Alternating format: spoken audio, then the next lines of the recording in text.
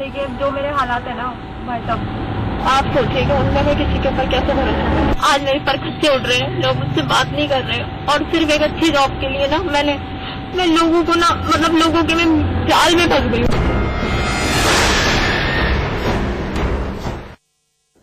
नमस्कार, आपके साथ मैं अतुल अग्रवाल हूं। आपके अपने चैनल समाचार प्लस पर आज सबसे बड़ा खुलासा हम करने जा रहे हैं। एक स्टिंग ऑपरेशन हम आपको दिखाने जा रहे हैं। ये एक ऐसा खुलासा है जिसे देखकर यकीनन आप सख्ते में आ जाएंगे। ये हमारा दावा है। इस खुलासे को देखकर उत्तराखंड की जनता भी थर्रा जाएगी और जो खुलासा हम करने जा रहे हैं ये पूरे देश में नजीर बनेगा।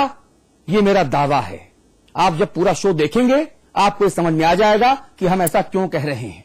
आपको अब तक पता होगा कि उत्तराखंड के एक वरिष्ठ अफसर, अपर सचिव स्तर के अधिकारी जेपी जोशी पर यौन शोषण का आरोप लगा, सस्पेंशन हुआ, गिरफ्तारी हुई। लेकिन हमारा खुलासा इस पूरी कहानी को उठा के पटक देगा, रुख बदल देगा। कई ऐसे सवालों से हम पर्दा उठाने जा रहे हैं जो अब तक जेपी जोशी को करते थे। कैसे लगा अपर सचिव पर ग्रहण, किसने फंसाया जेपी जोशी को, कौन है शातिर षड्यंत्रकारी, किसने मांगे थे 35 लाख रुपए, जैसे तमाम सवालों के ऊपर से हम पर्दा हटाने जा रहे हैं। और फिर जो तस्वीर उभरेगी उसमें कुछ ऐसे चेहरे बेनकाब नजर आएंगे जो अब तक पर्दे के पीछे से साजिश का ताना बाना बुनने में लगे हुए थे। और यह पूरा मामला सिर्फ और सिर्फ खालिस दलाली और ब्लैकमेलिंग का है। देखिए जो मेरे हालात है ना भाई साहब, आप सोचिएगा उनमें मैं किसी के ऊपर कैसे भरोसा करूं। आज मेरे पर खच्चे उड़ रहे हैं, लोग मुझसे बात नहीं कर रहे और सिर्फ एक अच्छी जॉब के लिए ना मैं लोगों को ना मतलब लोगों के मैं जाल में फंस गई हूँ। जी, जिस लड़की ने आरोप लगाए उस लड़की की हकीकत क्या है ये हम आपको दिखाएंगे। हम बताएंगे आपको कि जेपी जोशी को कैसे फंसाया गया। जेपी जोशी फंसे, इससे जेपी जोशी का अपराध कम नहीं हो जाता। पहले तो मैं डिस्क्लेमर लगा दूं समाचार प्लस पर, हम जेपी जोशी का पक्ष नहीं ले रहे, हम उस लड़की का पक्ष नहीं ले रहे। मामला सब जुडिस है, मामला माननीय न्यायालय में विचाराधीन है। विद्वान न्यायाधीश का जो फैसला वो हम सबके सर माथे पर। हम तो अपना पत्रकारिता का धर्म निभाने के लिए और खोजी पत्रकारिता के सिद्धांतों को अमली जामा पहनाने के लिए छुपा हुआ कैमरा लेकर निकल पड़े। सबसे पहला जो हमने सवाल हमारे मन में कौंधा वो ये कि आखिरकार वो कौन व्यक्ति था जिसने इस पूरे मामले में हमको लीड दी। हमारे खोजी पत्रकार यानी अंडर कवर एजेंट जब उस जगह पर पहुंचे और स्टिंग ऑपरेशन को उन्होंने करने की सोची तो उसके पहले की सोच क्या थी और जो सबसे पहली लीड हमको मिली वो लीड क्या थी, ये रहा।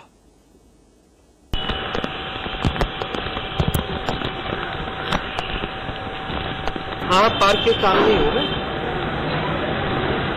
जिला जज के सामने ना। आइए,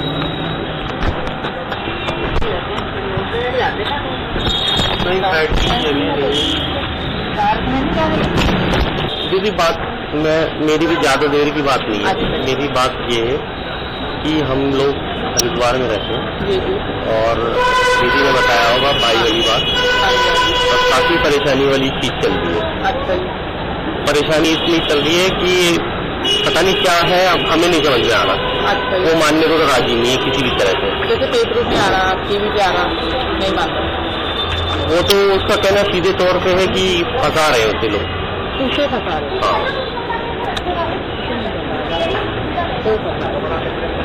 समझ में नहीं आ रहा ये बात नहीं समझ रहा। ये नहीं समझता है। आप जानते हो, मैं अपने डैडी से मिलवा दूंगा आपको फिर। मैं तो मेरे बहुत क्लोज थी इस टाइप में। और वो आईना ना बहुत ही ज्यादा, लेकिन वो तो मुस्लिम है, मानने को राजी नहीं था भाई।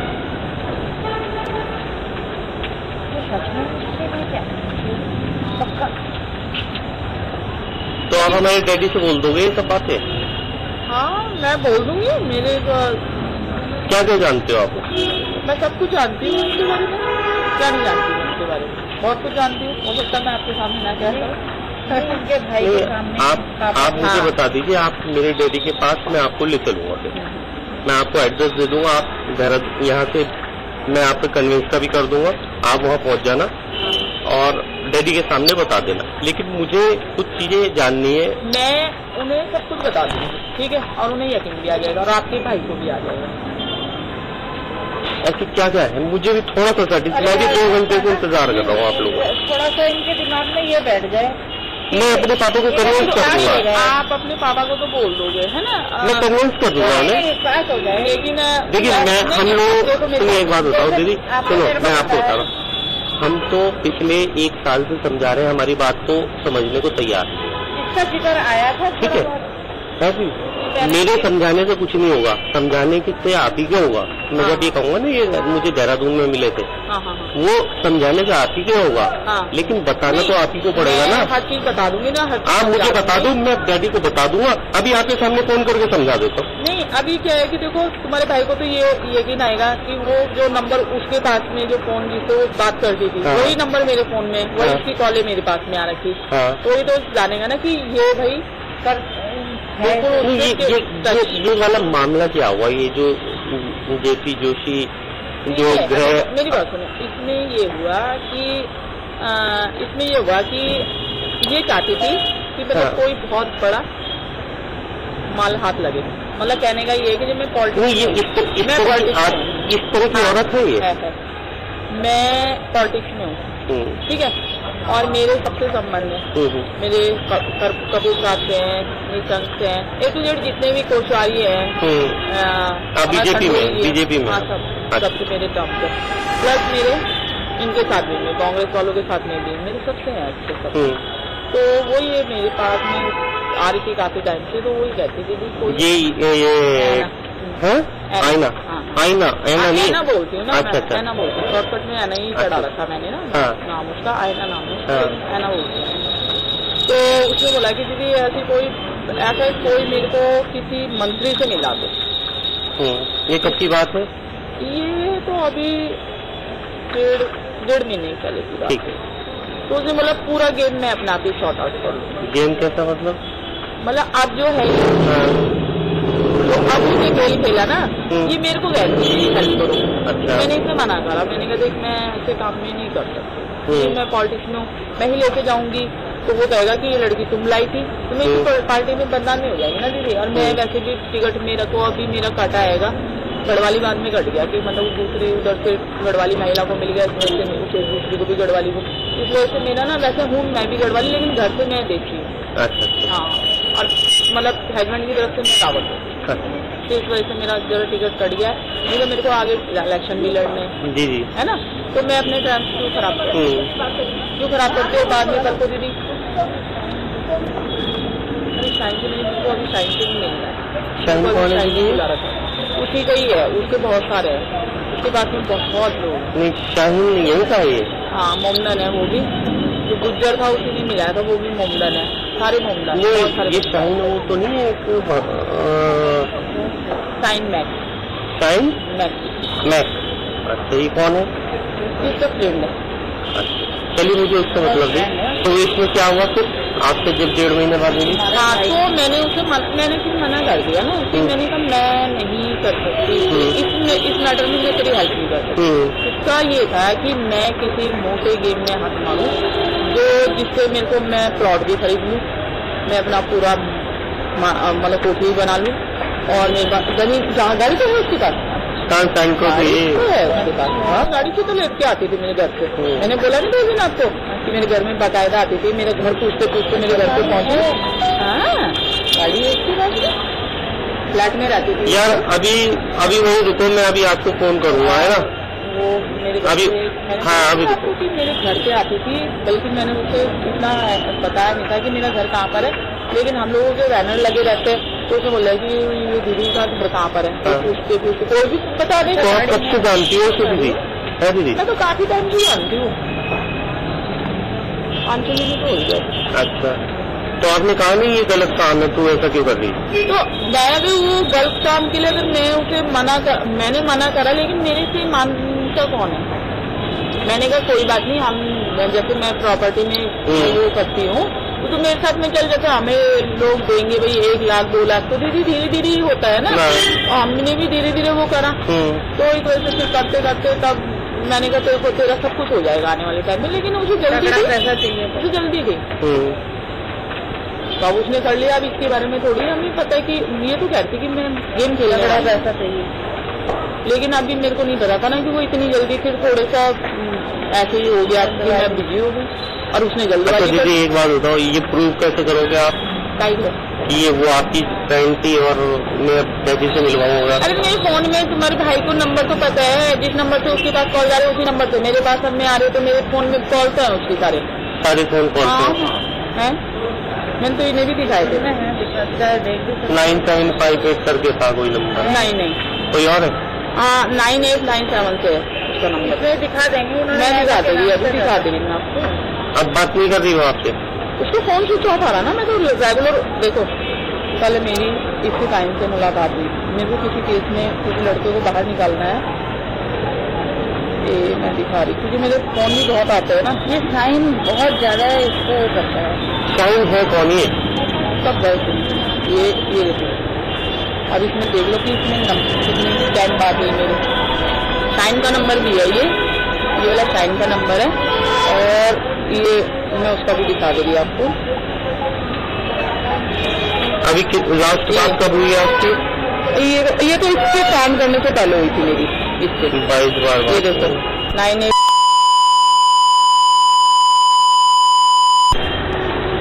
आगे भी देखना, आगे भी लास्ट तो ये तो मैं कर रही हूँ ना। जब ये वाला काम हो गया था आपको पता चल गया था? अब पेपर में आगे तो मुझे पता नहीं चलेगा, तो पेपर में पढ़ रही हूँ सारा, टीवी देखने का तो सारा मैं गड़बड़ है ये पूरी। हाँ बहुत ज्यादा है। कराया किसने? इसमें इतनी अकल तो झल्ली सी लगती है। तो मैं निकाल दूंगी, मुझे तो टाइम नहीं मिल रहा ना दीदी, देखो मेरा अपना भी तो काम है।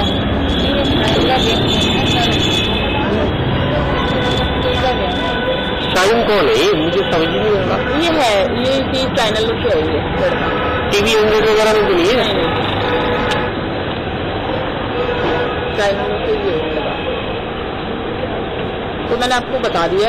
अभी मेरी बात का भरोसा हो तो ठीक है, नहीं मैं आपको है तो भरोसा तो मेरे डैडी तो मैं बता दूंगी ना उन्हें, फिर सारी डिटेल्स में उनके आगे रख दूंगी जितना मेरे को। थोड़ा सा मुझे थोड़ा सा वो बता दो जो मैं बात करने लायक रहूँ पापा के सामने कि हाँ भाई ये बात हुई मेरी। पापा से बोल देना ना जो मैंने बताया, ये सब क्या काम है इतना। मैं डैडी से बात करूँ? नहीं मैं उनसे वहीं मिलकर बात कर हाँ, आप ऐसे कर लो ना। ऐसे नहीं हो, मैं इसलिए नहीं हूँ ऐसे। मेरी बात सुनो, आगे आप अभी आप खड़े हुए, मेरे पास में मुझे दूसरे भी काम है, मुझे वहाँ भी जाना है, ये भी जाना है। अब मैं आपकी बात भी पूरी तरह से देखो दीदी, एक होता है आदमी बैठ के बिल्कुल फ्री माइंड से बात करता है तसल्ली से, और एक होता है कि दिमाग में तसल्ली। हमें तो सिर्फ 2 चीजें ये जाननी है कि एक तो इसने ये काम किया है या नहीं किया, ये तो मुझे नहीं मालूम है ना। एक तो ये जानना है कि इसने किया है या नहीं किया है ये वाला जोशी वाला, या उसे कोई फंसा रहा है? नहीं, ये काम तो इसी ने करा, क्योंकि आपसे बोला ये काम तो इसने करा क्योंकि वो मेरे को फोर्स कर रही थी ना कि मैं उसे कॉल आई थी ये, ठीक है ये देखो यहाँ पे, और इससे आगे भी है उसको नंबर मेरे पास में, मेरे पास तो होती रहती थी ना मेरी बातचीत उससे।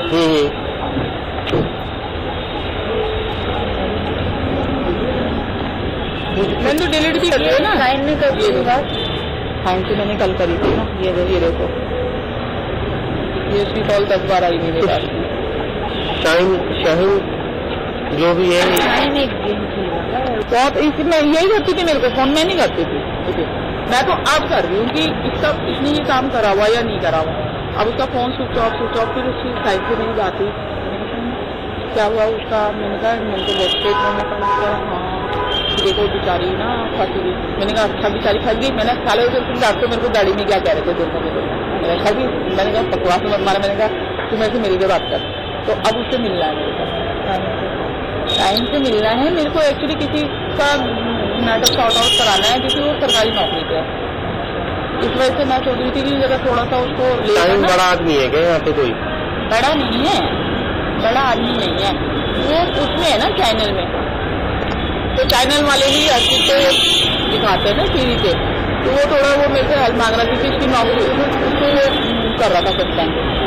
इस मैटर में मैं उसे मिलना चाह रही हूँ और इस बात का सारा खुलासा लेना चाह रही हूँ।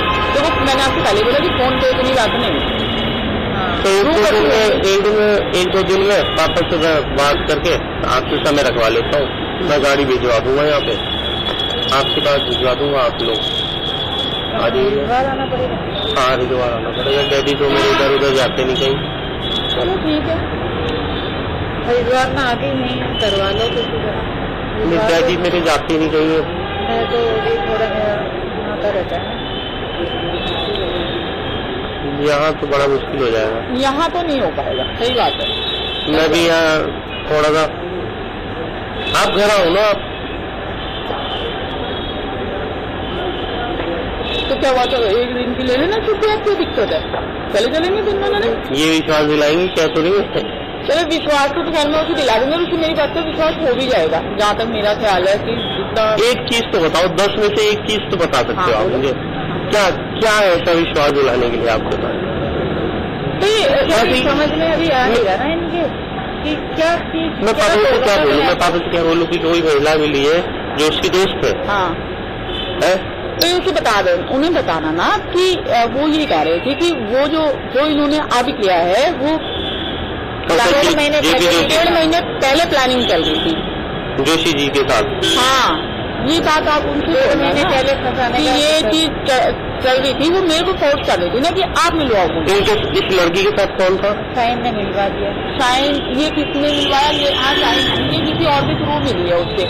मेरे को ये प्रेशर डाली थी, दीदी आप मेरे को एक बार किसी नेता से मिलवा दो, चाहे कपूर साहब से मिलवा दो, चाहे आप गणेश जोशी से मिलवा दो, गणेश जोशी जी में मेरे हुआ है, चाहे आप मदन जोशी से, मदन जोशी से मेरी अच्छी बात की है। तो चाह रही थी कि मैं एक बार उनको मिलवा दूँ, उसके बाद में वो अपने आप ही कर लेगी। मतलब ये कहती थी सर ये मेरी दोस्त है और वो मेरे को वो बाई फेस मुझे वो जानते ही कपड़े। हाँ, वो ये कहती थी मैं शॉर्ट कपड़े पहन लूंगी या हम किसी लड़की को हायर कर लेंगे जो एक थोड़े से मतलब 1000 में ले आएंगे या 2000 रुपये में ले आएंगे थोड़ी देर के लिए उसे, और फिर उसकी वीडियो क्लिप बना लेंगे। ये सब मतलब बहुत सारी बातें हुई ना, तो मैं क्या क्या बताऊँ आपको, है ना। तो ये सब चीजें हुई है, यानी प्लानिंग पूरी आपके सामने हुई है। हाँ हुई है। तो इसमें से यही मैं समझा रही थी कि ये सब चीजें पहले से गेम खेले जा रहे थे, तो फंस गया अभी यहाँ पर आके किसी इसको कर दिया। तो जो तुम्हारे भाई को बताएगी तो कब विश्वास कर। जी, देखा आपने किस तरह से ये जो महिला है, इस महिला के जरिए हमारे अंडर कवर एजेंट ने इस पूरे मामले को ट्रैक किया। ये फर्स्ट लीड थी महिला जिन्होंने तथाकथित बलात्कार पीड़िता, तथाकथित मैं इसलिए कह रहा हूं क्योंकि बलात्कार और समर्पण हमको दोनों में अंतर करना होगा। अपने लाभ के लिए हम बिस्तर होना अपनी मर्जी से, क्या वो बलात्कार है? ये तो अब अदालतें बताएंगी। मैं तो अल्पज्ञानी हूं, छोटा दिमाग है, ज्यादा सोच नहीं पाता। लेकिन सवाल सिर्फ इतना सा है कि क्या अपने लाभ के लिए, व्यक्तिगत लाभ के लिए किसी पुरुष के सामने किसी महिला का सर्वस्व समर्पण क्या बलात्कार कहलाता है? क्या भारत के संविधान के मुताबिक बलात्कार की परिभाषा ये है? एक बालिग के केस में, नाबालिग के केस में तो है, बालिग केस में क्या ये है? इस पे जो संविधान और कानून के विशेषज्ञ हैं वो मत भिन्नता रख सकते हैं, जैसे मैं रख रहा हूं, और ये मेरा अधिकार है, मूल अधिकार। चर्चा में कौन कौन हमारे साथ है उन सबसे आपका तारुफ करा देते हैं। पहले जी, हमारे साथ वो अंडर कवर एजेंट हैं, हमारे वो खोजी पत्रकार हैं अभिषेक सिन्हा। हमारे साथ नूतन ठाकुर साहिबा हैं, आप आरटीआई एक्टिविस्ट हैं, आप आजकल PIL एक्टिविस्ट के तौर पर ज्यादा जानी जाती हैं, समाज के हित में बहुत सारे काम करती रहती हैं, सामाजिक कार्यकर्ता हैं। हमारे साथ अनीता अग्रवाल साहिबा हैं, आप वरिष्ठ अधिवक्ता हैं। अविकल थपलियाल हमारे स्थानीय संपादक हैं। हमारे साथ सामाजिक कार्यकर्ता के तौर पे आज हमारे साथ जुड़ी हैं अलका लांबा। इनको हम पहले आज तक कांग्रेसी कार्यकर्ता के रूप में जानते रहे हैं, लेकिन आज इन्होंने इस मुद्दे पर यह विशेष इच्छा जाहिर की कि मैं सामाजिक कार्यकर्ता के तौर पे सामने आऊंगी। बहुत स्वागत है आपका। इसके अलावा हमारे साथ कुछ और लोग हैं। सुशीला बलूनी जी हैं, आप पूर्व अध्यक्ष हैं राज्य महिला आयोग की। और इसके अलावा हमारे साथ हैं पृथ्वीराज चौहान साहब, आप पूर्व अध्यक्ष हैं बार काउंसिल उत्तराखंड के। आप सभी लोगों से एक करके इस महत्वपूर्ण मुद्दे पर बात करूंगा, क्योंकि देश में यह पहला मामला है जब किसी चैनल ने तथाकथित बलात्कार पीड़िता का स्टिंग ऑपरेशन किया है। अभी तक बलात्कार पीड़िता को सहानुभूति की नजरों से देखा जाता था और जिसके ऊपर आरोप लगते थे वो अपना दोष साबित हुए बगैर ही दरिंदा, दोषी, पापी और कलमुहा और हैवान, वहशी, शैतान, न जाने कितनी कितनी उपमाओं से नवाज दिया जाता था। मैं बार बार कह रहा हूं कि मैं जेपी जोशी का पक्ष नहीं ले रहा। हमारे स्टिंग ऑपरेशन से उनका अपराध कम नहीं हो जाता, लेकिन हकीकत सिक्के के दूसरे पहलू की भी सामने आना बहुत जरूरी है। अभिषेक सिन्हा, आपने इस पूरे स्टिंग ऑपरेशन को अंजाम दिया। आप समाचार प्लस के अंडर कवर एजेंट के तौर पे इस स्टिंग ऑपरेशन को अंजाम दे रहे थे। बहुत संक्षेप में मैं जवाब चाहूंगा कि ये आइडिया आपके दिमाग में आया कैसे और ये कितना खतरनाक, कितना मुश्किल रहा? अतुल जी, सबसे पहले मैं बताऊंगा कि ये जो आइडिया मेरे दिमाग में आया जिस दिन ये 0 FIR दिल्ली में जाकर दर्ज हुई जी, वो थोड़ा सा चौंकाने वाली थी मेरे लिए कि इतना बड़ा उत्तराखंड के किसी भी कोने से ये FIR दर्ज की जा सकती थी और महिला उत्पीड़न का मामला था, तो इस पे पुलिस तो एकदम एक्शन लेती और बहुत हाई प्रोफाइल मामला था। तो मुझे थोड़ा सा शंका हुई और मैंने उस FIR के बारे में जानना चाहा। और उसके बाद अतुल जी, सबसे ज्यादा चौंकाने वाली बात यह भी हुई कि उसमें 164 के बयान भी करा दिए गए, जबकि जहां अपराध होता है वहां का मजिस्ट्रेट उसके 164 के बयान लेता है। इतना जल्दी इतना सब कुछ होता जा रहा था, तो मुझे कुछ कहानी में कई पेच दिखाई दे रहे थे। मुझे लगा कि जरूर इसमें कोई ना कोई ऐसा मास्टरमाइंड है जो इस खेल को पीछे से बहुत अच्छे से खेल रहा है और उत्तराखंड में एक नया शिकंजा कसने की तैयारी में है। ठीक है। तो इसी के चलते मैंने शुरुआत की अपनी इस कड़ी की। मैंने दिल्ली में मालूम करना शुरू किया, तो दिल्ली से कुछ सोर्सेज से मुझे पता चला कि महिला जो पीड़ित थी, जो बताया जा रहा है पीड़ित है, और उनके बारे में जब मुझे खोजबीन करने से पता चला तो उनके बारे में बड़े चौंकाने वाले रहस्य मेरे सामने आए। 1997 में इनकी शादी हो चुकी थी, 15 वर्ष की आयु में इनकी शादी हुई थी और इनके 12 साल और 14 साल की एक बेटी है और उसका एक देहरादून में मुकदमा भी चल रहा है, under custody child family court में चल रहा है। और इसके मैंने सारे दस्तावेज निकाले, उसके बाद मैंने इस पे और गहनता से जांच करनी शुरू की, तो मुझे एक और लीड मिली इसमें। वहीं जहां से मैंने ये फैमिली कोर्ट से कागज निकाले तो मुझे पता चला ये इन महिला के बारे में सब कुछ पता चल गया कि ये कहाँ रहती हैं, कैसे जाती हैं, कौन इनके संपर्क में है और कौन इन्हें अभी फैमिली कोर्ट में इन्हें सबसे ज्यादा सहयोग कर रहा है। इसी के चलते मैं देहरादून में अपने सोर्स के जरिए, अभी आपने स्टिंग ऑपरेशन देखा, मैं उस महिला के पास पहुंचा। मुझे इतना अंदाजा नहीं था कि वो महिला क्या क्या बयान करेगी, क्या बोल देगी, मुझे बिल्कुल भी अंदाजा नहीं था अतुल जी। ठीक है। मेरे सामने जैसे जैसे बातें खुलती गई, मैं महिला के सामने ये बन के गया कि मेरा भाई बहुत परेशान है। अखबारों में ये जो सब चीजें निकल के आ रही हैं, इसमें कितनी सच्चाई है? हाँ। पीड़िता वाकई में परेशान है, दिक्कत में है, या इसे कोई परेशान करने की और कोई वजह है? ठीक है। मैं इस महिला से मिला। ठीक है। महिला ने अपना जो मुझे बताया कि मेरी बहुत अच्छी दोस्ती है, हाँ। ये मेरे पास हमेशा शुरू से आती है, ठीक है। सब दुख सुख की सारी बातें मेरे से करती है। और मैंने कहा कुछ मुझे जानकारी बहुत संक्षेप में हम आगे और क्लिप दिखाएंगे जो आपने अपना बहुत मेहनती काम किया है। बहुत संक्षेप में मैं सिर्फ इतना जानना चाहता हूं कि आप जब उस महिला के पास पहुंचे जो तथाकथित पीड़िता है, जो हमारे स्टिंग ऑपरेशन में सबसे बड़ी साजिशकर्ता के तौर पर सामने आई, जो देह के दलदल में न जाने कितने अधिकारियों को और राजनेताओं को डुबोने के चक्कर में थी, उससे बातचीत करके आपकी फाइंडिंग्स क्या थी? फाइनल कंक्लूजन क्या था इस स्टिंग ऑपरेशन का? बिल्कुल सीधे तौर पे जब मैंने उस महिला से बात करनी शुरू की तो मुझे बहुत चौंकाने वाले राज सामने आए। जैसे कि उसने कहा कि ये पूरा जो राज था 1.5 महीने पहले से चल रहा था। इसमें बहुत सारे राजनेताओं के भी नाम लिए, वो आने वाले समय में आप देखते रहेंगे। भाजपा कांग्रेस, उत्तराखंड के बीजेपी और कांग्रेस दोनों के बड़े बड़े नेताओं के नाम हैं। उसमें पूर्व मुख्यमंत्री भी हैं,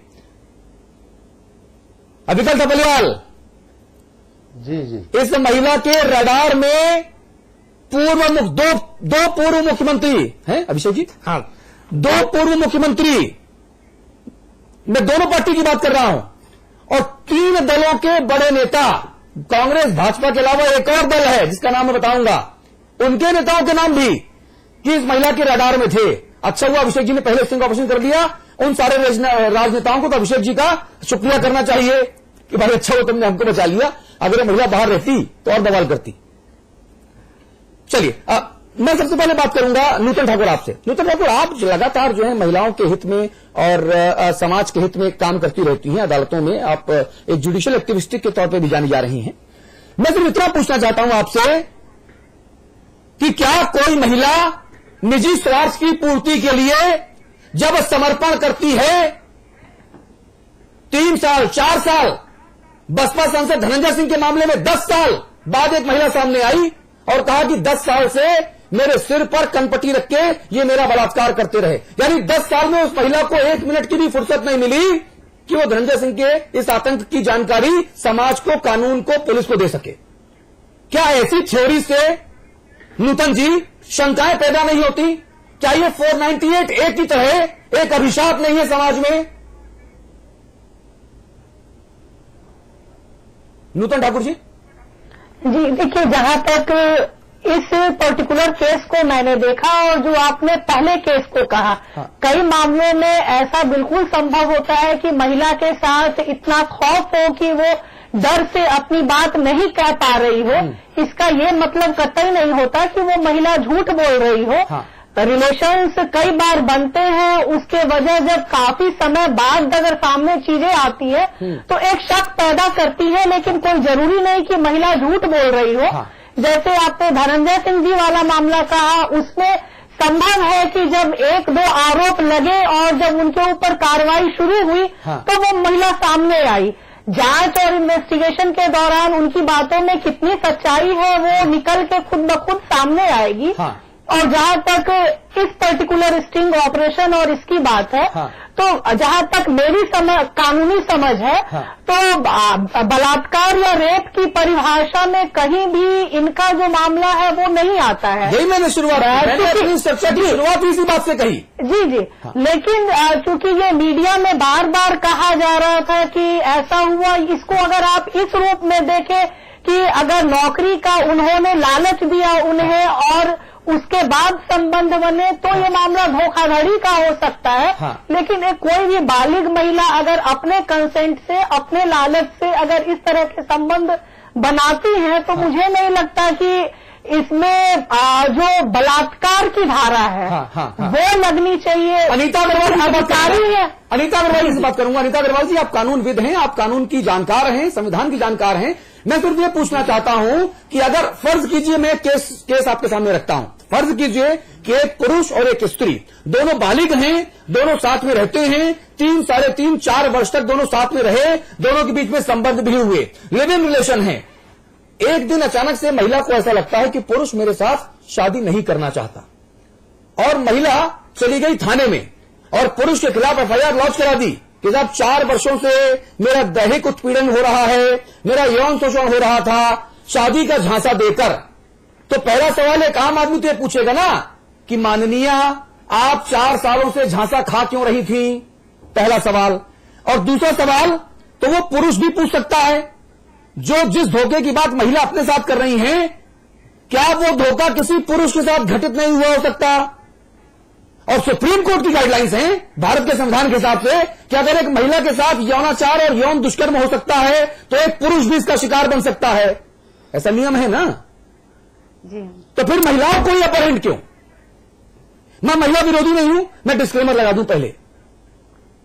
देखिए, मैं आपसे ये कहना चाहती हूँ, अगर महिला पुरुष दोनों की सहमति से अगर लिविंग रिलेशनशिप है उनकी, तो वो तो बलात्कार में नहीं आती। लेकिन हाँ, ये है कि उसको शादी के बाद कि मैं तुमसे शादी करूंगा, उसका और बाद में वो शादी नहीं करते, तो धोखाधड़ी तो है ही है। नहीं मैडम, देखिए धोखाधड़ी और बलात्कार दोनों अलग अलग दफाएं हैं ना।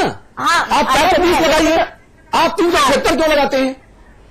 नहीं, 376 इसलिए नहीं लगाते, पर ये रहते कि तुमने मिसाल से लिविंग रिलेशन, तो उस लिविंग रिलेशन में ये भी है कि अगर आपके लिविंग रिलेशन है तो उसको आप पत्नी की तरह दर्जा देंगे। ये भी आपने नहीं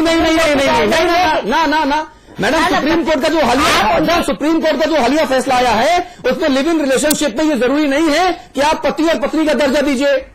नहीं दर्जा नहीं है, लेकिन उसको पूरी ऐसे आप मेंटेनेंस लिव इन रिलेशन का मतलब ये है नहीं मैडम अग्रवाल, मेंटेनेंस, आर्थिक मेंटेनेंस देने का भी जिम्मा ना तो पति का है, ना तो पुरुष का है, ना स्त्री का है। लिव इन में आप एक पीजी की तरह है, एक होटल की तरह है कि आप आए, अपने प्लेजर आपने शेयर किया, अपने अपने रास्ते हो गए। वो बात ठीक है, लेकिन आपने हमसे कहा कि शादी करेंगे, फिर शादी ना करना, तो ये तो एक तरह से पूरा धोखा है। मैं बलात्कार में नहीं मैडम जो महिला धोखा खाई, क्या वो दूध पीती बच्ची है? क्या वो माइनर है? वो धोखा खा गई, क्या उसकी अकल का स्तर कुछ नहीं है? क्या उसका IQ लेवल कुछ नहीं है? ज्यादा होती है, महिलाएं ज्यादा होती है, तो आप सब जानते हैं। केवल अपर हैंड लेने की कोशिश है, ये केवल बेजा इस्तेमाल है कानून का, जैसे 498A में होता है, जैसे यहाँ पर इस महिला ने किया, पीड़िता ने। अरे मैं बात आपसे और कहना चाहती हूँ, देखिए कानून जो है वो चाहे महिला के लिए चाहे पुरुष के लिए, दोनों के लिए बराबर होता है। कहाँ बराबर हो रहा है? ना मैडम अग्रवाल, यहाँ पर कहाँ बराबर है, यही तो मैं पूछ रहा हूँ। पुरुष एक तरफा प्रेम में कितने पुरुष सुसाइड नोट में महिला का नाम लिख के खुदकुशी करते, फांसी पर लड़ जाते, ट्रेन से कट जाते, जहर खा लेते। इस देश में मुझे आप 3 मामले बताओ जब ऐसे कैसे तो महिला के खिलाफ कार्रवाई हुई हो, तो बता दो आप मुझे। आपकी बात ये बिल्कुल सही है कि मैं तो ये कह रही हूँ कि कानून बराबर होता है, उसमें बराबर उसको भी कड़ी से कड़ी सजा मिलनी चाहिए जी। हम ये नहीं कहते कि उसको नहीं मिलनी चाहिए जी। लेकिन अगर उसने गलत किया, महिला हो चाहे पुरुष हो, हाँ। कानून को एक ही निगाह में दोनों को देखना चाहिए। अगर उसने कोई गलत किया तो उसको भी सजा मिलनी चाहिए। हम ये नहीं कहते क्या कानून महिला और पुरुष को एक निगाह से देखता है? क्या मीडिया एक्टिविज्म और मीडिया ट्रायल इस कदर हावी हो जाता है कि केस की बैंड बजा के रख दी जाती है? केस की मेरिट डिमेरिट के बिना हम भावनात्मक तौर पे मीडिया कर्मी भी माल को बेचने के चक्कर में, टीआरपी को हथियाने के चक्कर में बावले हो जाते हैं।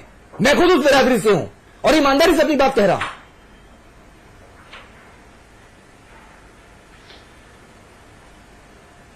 नहीं तो आप बताइए ना, या इस केस में क्या हो रहा है? यही तो हो रहा है, एक चैनल उस पीड़िता को हमारे सबके सामने लेकर आया और कहा कि वो पीड़िता जो है अनाथ है, वो पीड़िता एक बहुत बड़े अधिकारी के बलात्कार का शिकार हो रही है, उसकी सरकार सुनवाई नहीं कर रही, उसके खिलाफ कार्रवाई नहीं हुई। वो दिल्ली आता है और चैनल की पहल पे पांडवनगर 18 में 0 FIR हो जाती है।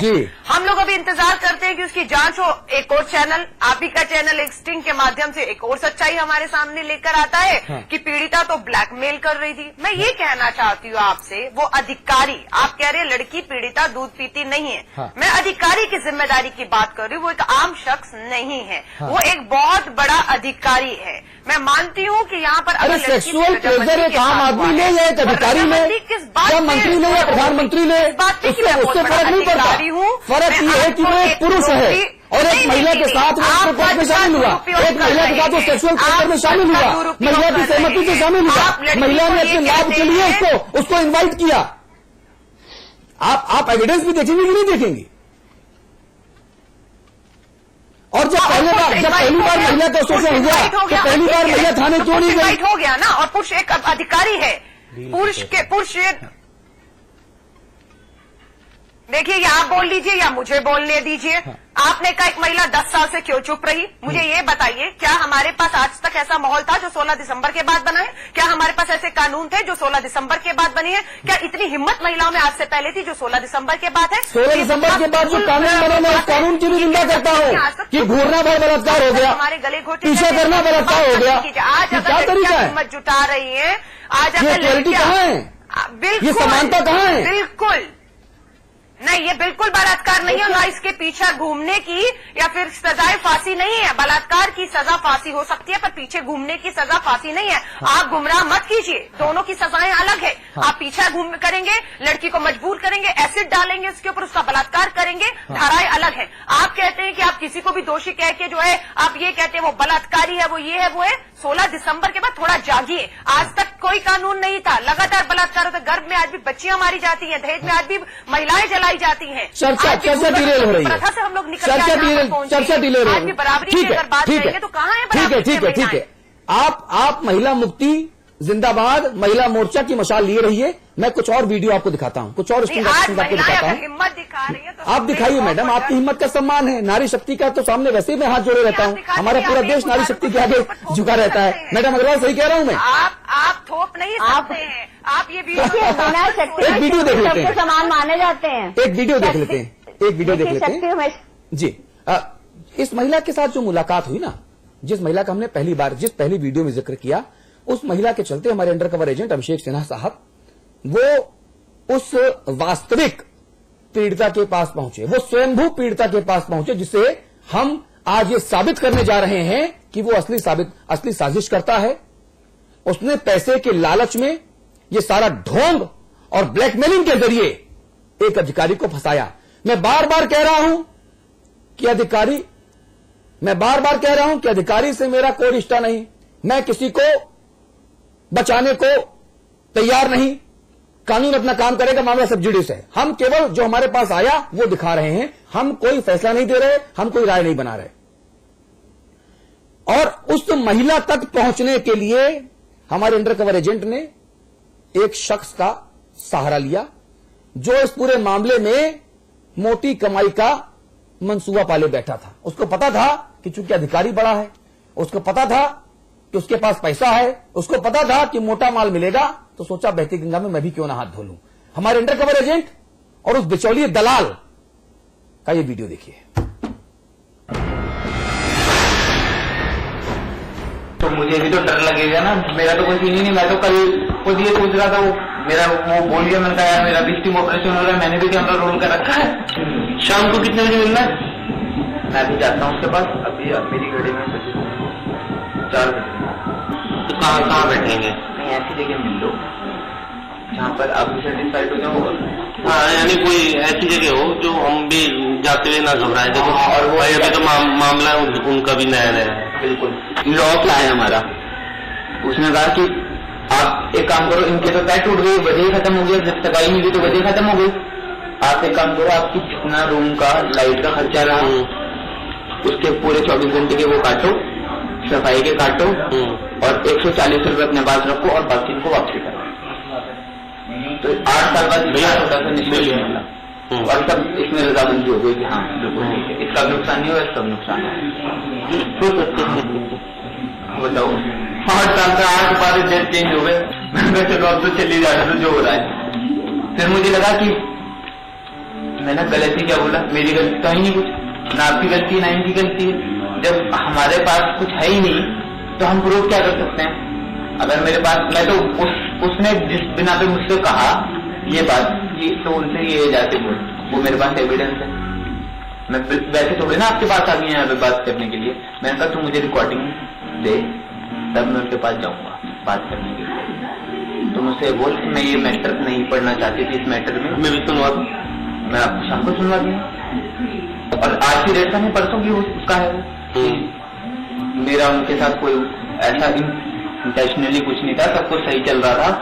और ये एकदम से पता नहीं क्या हो गया, और मुझे दिल्ली जाने के बाद पता लगा, और ना मुझे डिबेट में बैठ के बोलने की इजाजत थी।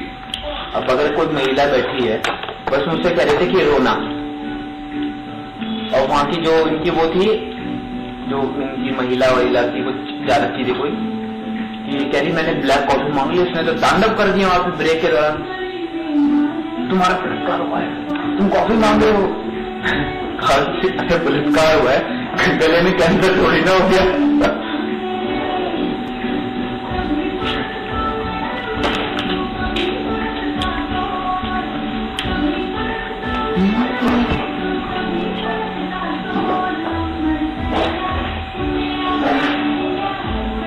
चले तो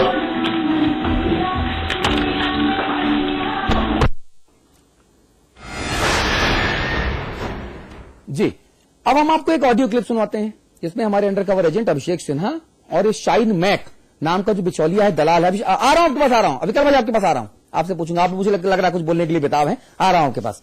जनरली हम लोग जो बिग बुलेटिन के जो पैनलिस्ट है ना, और एंकर और पैनलिस्ट, हम लोग बहुत देर तक चुप रहने के आदी होते नहीं।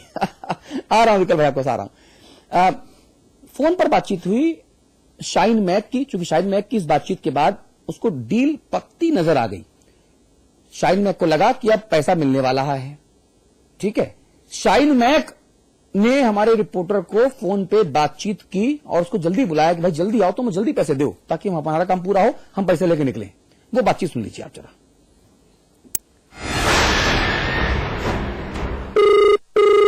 हेलो हेलो, जी क्या हाल चाल है?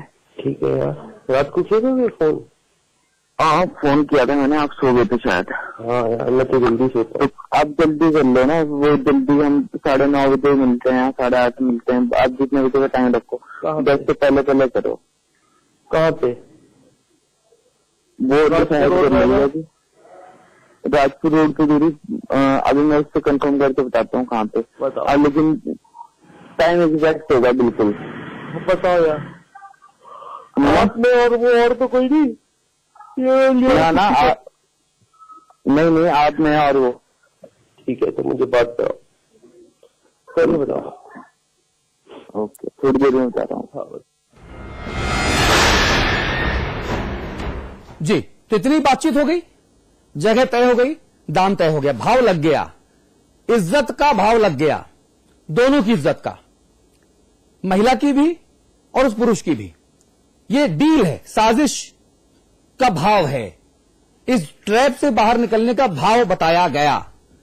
अब पैसे की डिलीवरी लेने का वक्त आया। टोकन मनी, नजराना जिसे कहते हैं उत्तर प्रदेश उत्तराखंड में, नजराना टोकन। वो नजराना लेने के लिए जो दलाल शाइन मैक है वो हमारे अंडर कवर एजेंट के पास पहुंचा। क्या हुआ वो भी देख लीजिए।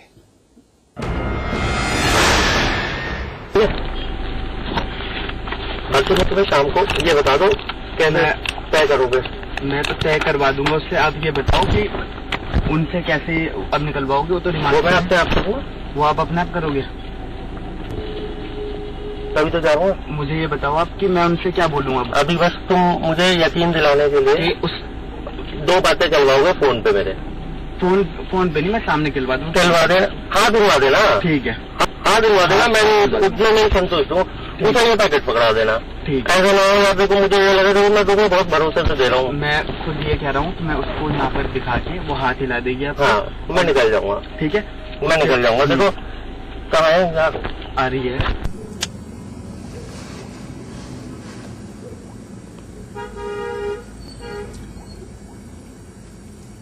इंडिकेटर दे दिया हड़ता गया उधर। वही है ग्रीन वाली है।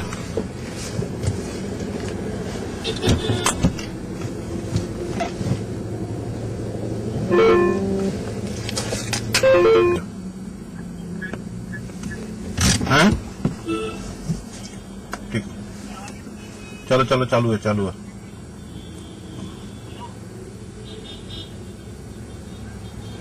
ले ली चले सब। जी, ये वीडियो देख लीजिए। दलाल और साजिशकर्ता जिसे अभी तक हम पीड़िता कहते हैं, वो पीड़िता तथाकथित पीड़िता लड़की वो दलाल के पास पहुंची। दलाल ने अंडर कवर एजेंट से 1 लाख रुपए का टोकन लिया। डील तय हुई थी 35 लाख रुपए में कि 35 लाख रुपए दे दो, कार दे दो, हम मामला फिट कर देंगे, केस वापस ले लेंगे, फला। उसका टोकन 1 लाख रुपया हमारे अंडर कवर एजेंट ने उसको लिफाफे में दिया। शाइन मैक नाम का जो दलाल है वो और पीड़िता लड़की एक साथ आए थे देहरादून के किसी जगह पर। जगह गुप्त है, हम जगह नहीं बताएंगे आपको। वो लड़की जब वहां पहुंचती है, पीड़िता पैसा लेने के बाद शाइन मैक हाथ हिला के पीड़िता को बुलाता है, यहां आ जाओ, हाथ हिला के आओ, काम हो गया। वो लड़की दौड़ के सड़क क्रॉस करती है, शाइन मैक दलाल से बात करती है, पैसों का जो लिफाफा है वो लेती है, सलवार सूट पहनती है वो ग्रीन कलर का, अपने आंचल में, अपने पल्लू में, दुपट्टे में उसको लपेटती है पैसे को और फिर भाग के दूसरी तरफ अपनी गाड़ी की तरफ निकल जाती है। ये है डील, ये बलात्कार की डील है, ये ब्लैकमेलिंग की डील है और ये समाचार पत्र का बड़ा खुलासा है। ये सिर्फ छोटी सी बात है, अभी बहुत कुछ बाकी है। और हमारे जो संवाददाता है ना अभिषेक सिन्हा, ये थोड़े बेईमान किस्म के हैं। इन्होंने डील की थी 1 लाख रुपए देने की। कितने दिया आपने? 50,000। क्यों भाई? 50,000 देने का अतुल जी सीधे से मकसद था। हाँ। इस डील को कंफर्म भी करना था और फोन के जरिए जब बातचीत चल रही थी तो हाँ। चैनल पूरा चल रहा था कि कोई उंगली भी ना उठे। भाई हाँ। मैंने 1 लाख रुपए लिफाफे में दिए, उसने निकालने नहीं थे। मुझे तो पता शिकायत नहीं क्यों उन्होंने आपसे कि भाई आपने 1 लाख रुपए की बात की 50,000? बिल्कुल अतुल जी, ये शिकायत आई है और शिकायत आप लोगों को सुनने का अवसर दिया जा रहा है। और सुनिए जी वो देखिए, 1 लाख रुपए की जगह से 50,000 रुपए दिए हमारे रिपोर्टर ने, तो फिर किस तरह से उल्हाना आया शिकायत आई कि भैया आपने तो इतनी की डील की थी, इतने ही दिया, बताइए पहले चरण में ही धोखा। ये देखिए बातचीत।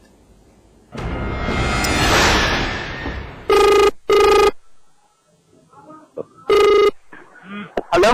हाँ मैं क्या रहा था, सकती हूँ इसकी तुमने गिने? हाँ गिने मैंने, और उसके बाद उसको 10 दे दिए हैं। मैंने कहा अभी तो सोच ले, सोच के मुझे बता दे, कंफर्म पूरे नहीं दिए 10। यहाँ मुझे लग रहा है तुम्हारे पास दूसरा पैकेट तो नहीं आ गया? मुझे लग रहा है क्या वही दूसरा पैकेट आ गया होगा। 1000 वाले कितने थे? 18। अच्छा, उसमें 38 थे जो मैंने तुम्हें दिए थे। नहीं, आपने मुझे 18 वाला दिया। 1000 के 18 है? हाँ 1000 के 18 है, और बाकी 32 वैसे हैं। 32 वैसे हैं। हाँ 64 वैसे, हाँ 64 वैसे हैं। 64 500 के हैं और 18 वैसे हैं।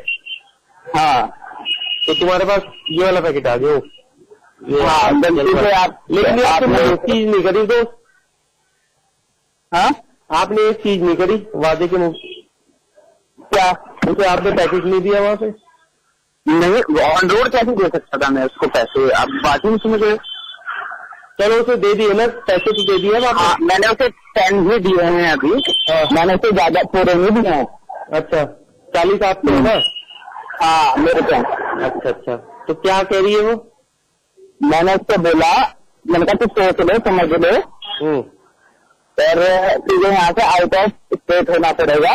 उसने कहा कार्रवाई होगी, फिर मेरे खिलाफ ये होगा वो होगा। हाँ। मैंने कहा वो तो होनी है, लेकिन उसने कहा, मैंने तो आप ये बताया कि वो क्या जमीन क्या देंगे वो फिर कोर्ट में। पुलिस अपने आप ढूंढती रहेगी कि अगर ये गायब हो गई तो। ये तुम्हारा आइडिया बढ़िया है, तुम्हारा वाला आइडिया ज्यादा बढ़िया है कि अगर वो गायब हो गई तो फिर तो सारा कुछ तो कौन, क्योंकि इसके ना आगे का पता ना पीछे का पता, ढूंढेगा कौन सा इसे। बिल्कुल, क्यों? बिल्कुल तुम्हारा ऑप्शन नहीं, तुम्हारा आइडिया सुपर हिट है वैसे ये। नहीं, इसके अलावा तो ऑप्शन ही नहीं है ना। अगले बंदे की नौकरी दाव पे लगी है ना, जिंदगी दाव पे लगी है, और उसका भी टाइम बर्बाद होगा। तो इन सब चीजों से हट के अगर देखा जाए, दोनों का टाइम बर्बाद ही है। तो शाइनी एक काम कर, तू ना मेरे से अभी मिल ले। हाँ तो मैं कहाँ पे मिलूँ आपको ये बता दो, मैं वहीं पे आ जाऊँ? जी देखिए आप किस तरह से डील हो रही है, ये किस तरह से ये सारा चीज। पृथ्वीराज चौहान साहब, कानून के हिसाब से क्या समझ में आ रहा है मुझे आप ये बताइए। अगर ये पूरा का पूरा मामला अदालत में आता और आप वकील हैं और आप जज की भूमिका में होते, अभी एक क्लिप बची है सबसे बड़ी क्लिप, तब आपका व्यू पॉइंट क्या होता? मैं तो आपको बधाई देना चाहूंगा, आपके चैनल द्वारा इस प्रकार का एक स्टिंग ऑपरेशन किया गया। हाँ। मैं तो पहले से ही जितने भी मेरे से लोगों ने बाइट लिया कुछ किया, तो मैं तो इसमें पहले ही इसमें मेरे को शक था कि ये ब्लैकमेलिंग से जुड़ा हुआ मामला है। हाँ। और सरासर ब्लैकमेलिंग से जुड़ा हुआ है। वैसे अभी कुछ चीजें क्लियर नहीं हुई हैं, अब वो प्रूफ कैसे करें? ना मैं करता हूं क्लियर। वही है भाई साहब जी, समाचार प्लस पर हम कुछ भी हवाई लफाजी नहीं करते, बाकी चैनलों पर होता होगा। हम इतना बड़ा केस लेकर अगर आए हैं ना, इतना बड़ा केस अगर लेकर आए हैं, तो हमारी संपादकीय टीम के सभी लोगों ने लेंस लगाकर इस स्टिंग ऑपरेशन के एक एक फ्रेम को चेक किया है। एक सेकंड में 24.5 फ्रेम होते हैं, एक एक फ्रेम को चेक किया, गड़बड़ तो नहीं है? नहीं, उसके लिए तो मैं बता ही रहा हूँ आपको, ये तो सरासर ब्लैकमेलिंग से जुड़ा हुआ। आप ही लोगों से माध्यम से हमको जब भी ये जो भी जानकारी मिली है और प्रथम दृष्टया जो दिख रही है इसमें, ये तो टोटल ब्लैकमेलिंग से जुड़ा हुआ मामला है। हाँ। देखिए, जैसे आप बोल रहे थे कि मैं डिस्क्लेमर ले रहा हूँ कि महिलाओं के साथ, क्योंकि मेरे बगल में मेरी दीदी बैठी है हमारी, वो भी अधिवक्ता है, सुशीला बलूनी जी। हम लोगों पे एक विश्वास होता है जूनियर के साथ, हमारे जूनियर होती हैं महिला अधिवक्ता। अभी बड़ी मुश्किल से तो एक मोटिवेशन मिला महिलाओं को इस प्रोफेशन में आने का। आज इस प्रकार कौन विश्वास करेगा, कल कौन ब्लैकमेल कर दे, कहाँ? आज दिन भर यही चर्चा रहती है। अब दीदी से भी बात हुई थी, वो भी यही बात कह रही है कि भाई ये क्या चल रहा है समाज में। अब इस चीज के लिए तो आप लोगों ने पहल की है, मैं तो आपको धन्यवाद देना चाहूंगा। भाई साहब मैं बताऊं, आज हमारे चैनल में 2 लड़कियां आई जॉब मांगने के लिए। हमने और हमारे संपादकीय टीम ने हाथ जोड़ लिए। भैया पहले ही बहुत हैं, कोई विश्वास नहीं, हम पुरुषों को रख लेंगे। हालांकि ये तरीका सही नहीं है, लेकिन क्या करें भाई। फारूक अब्दुल्ला डरे हुए हैं, उमर अब्दुल्ला डरे हुए हैं, दिग्विजय सिंह डरे हुए हैं, बड़े बड़े अच्छे डरे हुए हैं। हम लोग तो बड़े अदने से छोटे से पत्रकार हैं भाई। इज्जत ही हमारी पूंजी है पिछले 15-17 वर्षों से। तो इस मामले में कोई भी डर नहीं लगता। मैं दोहरा बेबाक हूँ इस मामले में। अब अब्दुल्ला जी ने कहा बाईबैक कर लिया या कोई दूसरा क्या कर ले, मैं तो क्लियर कट बोलूंगा। इनके खिलाफ सख्त से सख्त कार्रवाई होनी चाहिए भाई साहब। ये टोटल ब्लैकमेलिंग है, एक षड्यंत्र। सुशीला बलूनी जी, ये क्या अंधेर गर्दी हो रही भाई? ऐसा देवभूमि तो कभी नहीं थी। अतुल जी, मैं तो ये कहूंगी कि ये देवभूमि थी। और इस देवभूमि को जिस तरह से आज चंद लोगों ने बदनाम कर दिया है, और ऐसी ब्लैकमेलिंग जो यहाँ उत्तराखंड में हो रही है, और वो भी महिलाओं के जरिए, तो निश्चित रूप से वो महिला उतनी ही दोषी है जितना पुरुष है। सजा पहले उस महिला को मिलनी चाहिए, बिल्कुल, जिसने महिलाओं के नाम पे आज कलंक होता है। पूरे उत्तराखंड को आज उसने बदनाम किया है। और जिस महिला ने दिल्ली से मुझे फोन किया था आज से 1 हफ्ते पहले कि मुझे बचा ले, मैंने उनको जब दोबारा फोन किया तो किसी लड़के ने फोन उठाया, उसने उसके बाद मेरे से बात नहीं करी। तो ऐसे लोग जो केवल ब्लैकमेल करके पुरुषों को बदनाम कर रहे, तो ये अन्य महिलाओं का भी मतलब उनके हक पर भी ये लोगों ने जो है वो डाल दिया, पर्दा डाल दिया।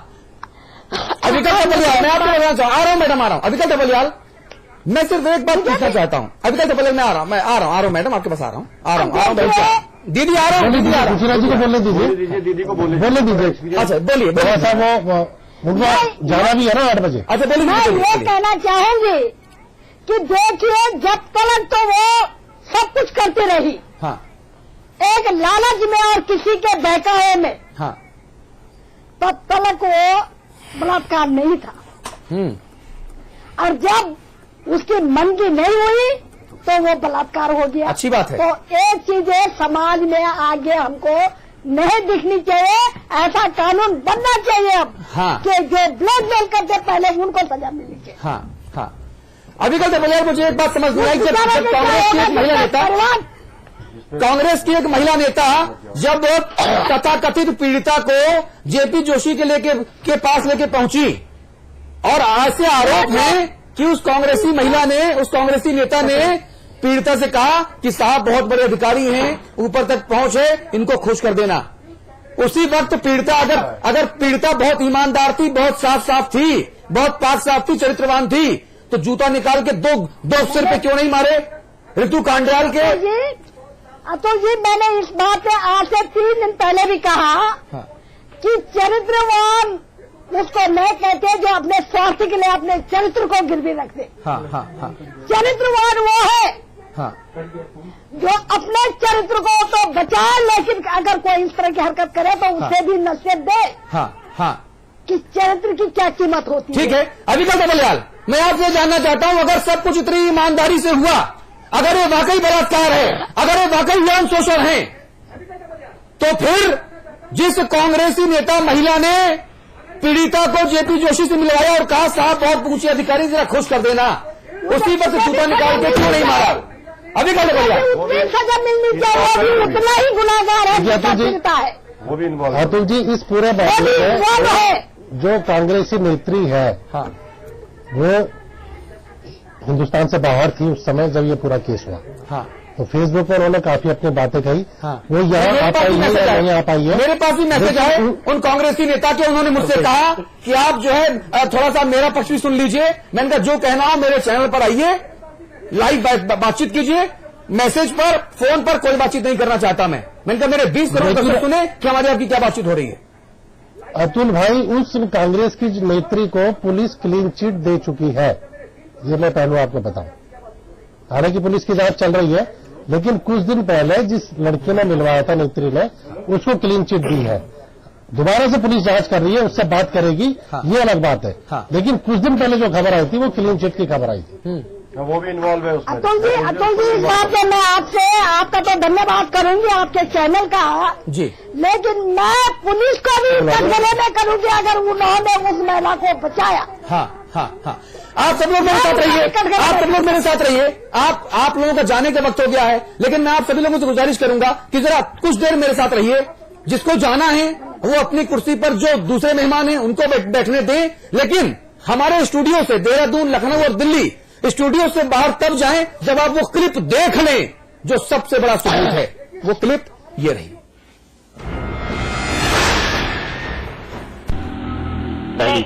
पहली चीज मैं आपको क्लियर कर रहा हूँ, आपको मैं इसलिए आपसे बात करना चाह रहा हूँ क्योंकि आपके पापा जो है वो मामा जी जो है ना, वो मेरे पड़ोस में रहते हैं। मैंने उन्हें सचेत करने के लिए बताया। नहीं, मामा जी ने ये कहा कि मैंने उनकी कमर पे वार किया है, कमर के नीचे वार किया है उन्होंने मेरे पे। और रितु कंडियाल से मेरी आधे घंटे बात हुई और उसने भी मेरे से यही कहा कि मेरी कमर पे नीचे वार किया है। ये मामा जी के शब्द थे। मैं इसलिए शाइनी के लिए भी पूछना चाहता हूँ, आप कितना भरोसा रखती हैं इसके ऊपर? देखिए, शाइनी को मेरे रिश्ते वो पूरे हम 2011 से साथ में हैं, ठीक है। और मैंने इससे जब किसी भी चीज में मैंने इसके साथ कुछ भी शेयर किया है, इस तरह का कोई भी वो दिया है मैंने, तो मुझे हमेशा इसने अपनी तरफ से 100%। आप कंफर्टेबल हो मेरे साथ बात करने में? हाँ, मैं कंफर्टेबल हूँ। तो मैं वही बता रही हूँ कि मैं उस पर बहुत ज्यादा भरोसा करती हूँ, इतना कि अगर मेरा कोई बॉयफ्रेंड होता उस पर ना कर पाती, या मेरा अगर कोई ब्रदर होता आज के टाइम में तो मैं उस पर ना कर पाती।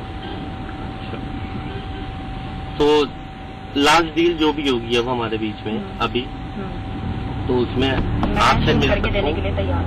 मैं आपसे मिल सकता हूँ लास्ट डील में? नहीं, अब मैं ये कह रही थी कि देखो, आपको आप ही ने बताया और मुझे भी मीडिया के थ्रू पता लगा है, उन्होंने मेरा साथ छोड़ दिया है मामा जी ने। मैं ऐसे ही अपने बैग में रखूंगी सामान, रहने दीजिए, चलिए पड़े रहेंगे। हाँ नहीं, देखो, उन्होंने भी मेरा साथ छोड़ दिया था। और मैं ऐसे ही अपने बैग में रखूंगी सामान, रहने दीजिए, चलिए पड़े रहेंगे। हाँ नहीं, देखो, उन्होंने भी मेरा साथ छोड़ दिया था। और भगवान, मामा जी ने मेरे घर पे आके ये बात बोली है आपके, मुझे इसके मार्फत पता चला कि आपने मेरे लिए ये कहा है इनसे कि मैं उन्हें जबरदस्ती कर रहा हूँ उनके साथ, मामा जी के साथ।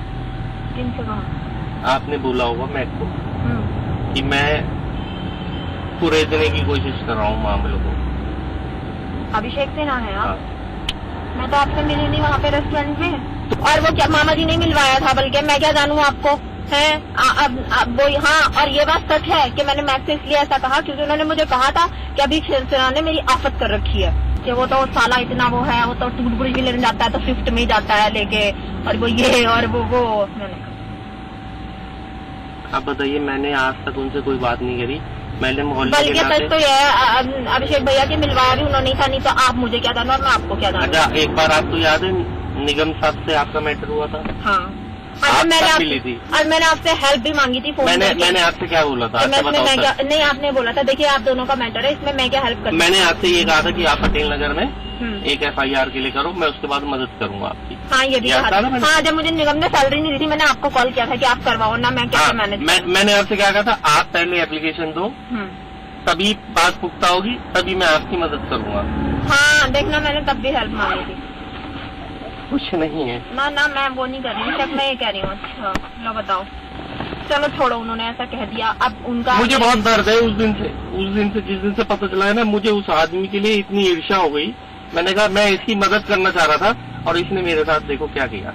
मैंने कहा देखो हालात इतने खराब हैं, तो कहने लगे तू यहाँ से चली जा गई, तुझे मुझे भी कॉल मत कर। मैंने कहा कहाँ चली जाऊँ, आप कितने जानने वाले हैं, आप करा दो मेरा MP में करा दो कहीं, ठीक है। आप बेसिकली मैं तो ना, मैं नहीं करा सकता। मैंने कहा हिमाचल में ना, मैं नहीं करा सकता। मैंने कहा मुंबई में करा दो। आप कहते हो मैं तो दुनिया में लोगों को जानता हूँ, हिंदुस्तान तो हिंदुस्तान ना, मैं नहीं करता। अभी तो तू जा, बाद में देखी जाएगी, अच्छे दिन होते तो मैं सोच लगता, अभी तो तू यहाँ से जा। मैंने कहा यहाँ से जाऊँ, ठीक है, कहाँ जाऊँ बता तो दो, बिना पैसों के। बताइए। अच्छा, ये जो रितु कंडियाल है, मुझे इसके बारे में थोड़ा सा आप बता पाएंगे? हाँ, पूछिए, आपको जो पूछना। ये जो पूरा मामला हुआ है पूरा, इसमें आप क्या बोल सकते, क्या समझते हो, कैसे यूज हुए आप या नहीं हुए, या आपकी आपने अपने हिसाब से किया, क्या हुआ ये?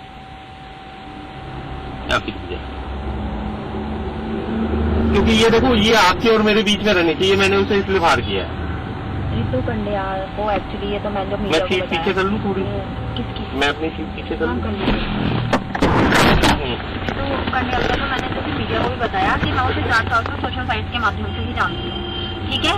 और जो मेरी कस्टडी का केस था, मैंने एक्चुअली उससे यही मदद चाहती थी कि वो एनजीओ को इसमें इन्वॉल्व कर दे ताकि मुझे बच्चों की कस्टडी मिल जाए, ठीक है।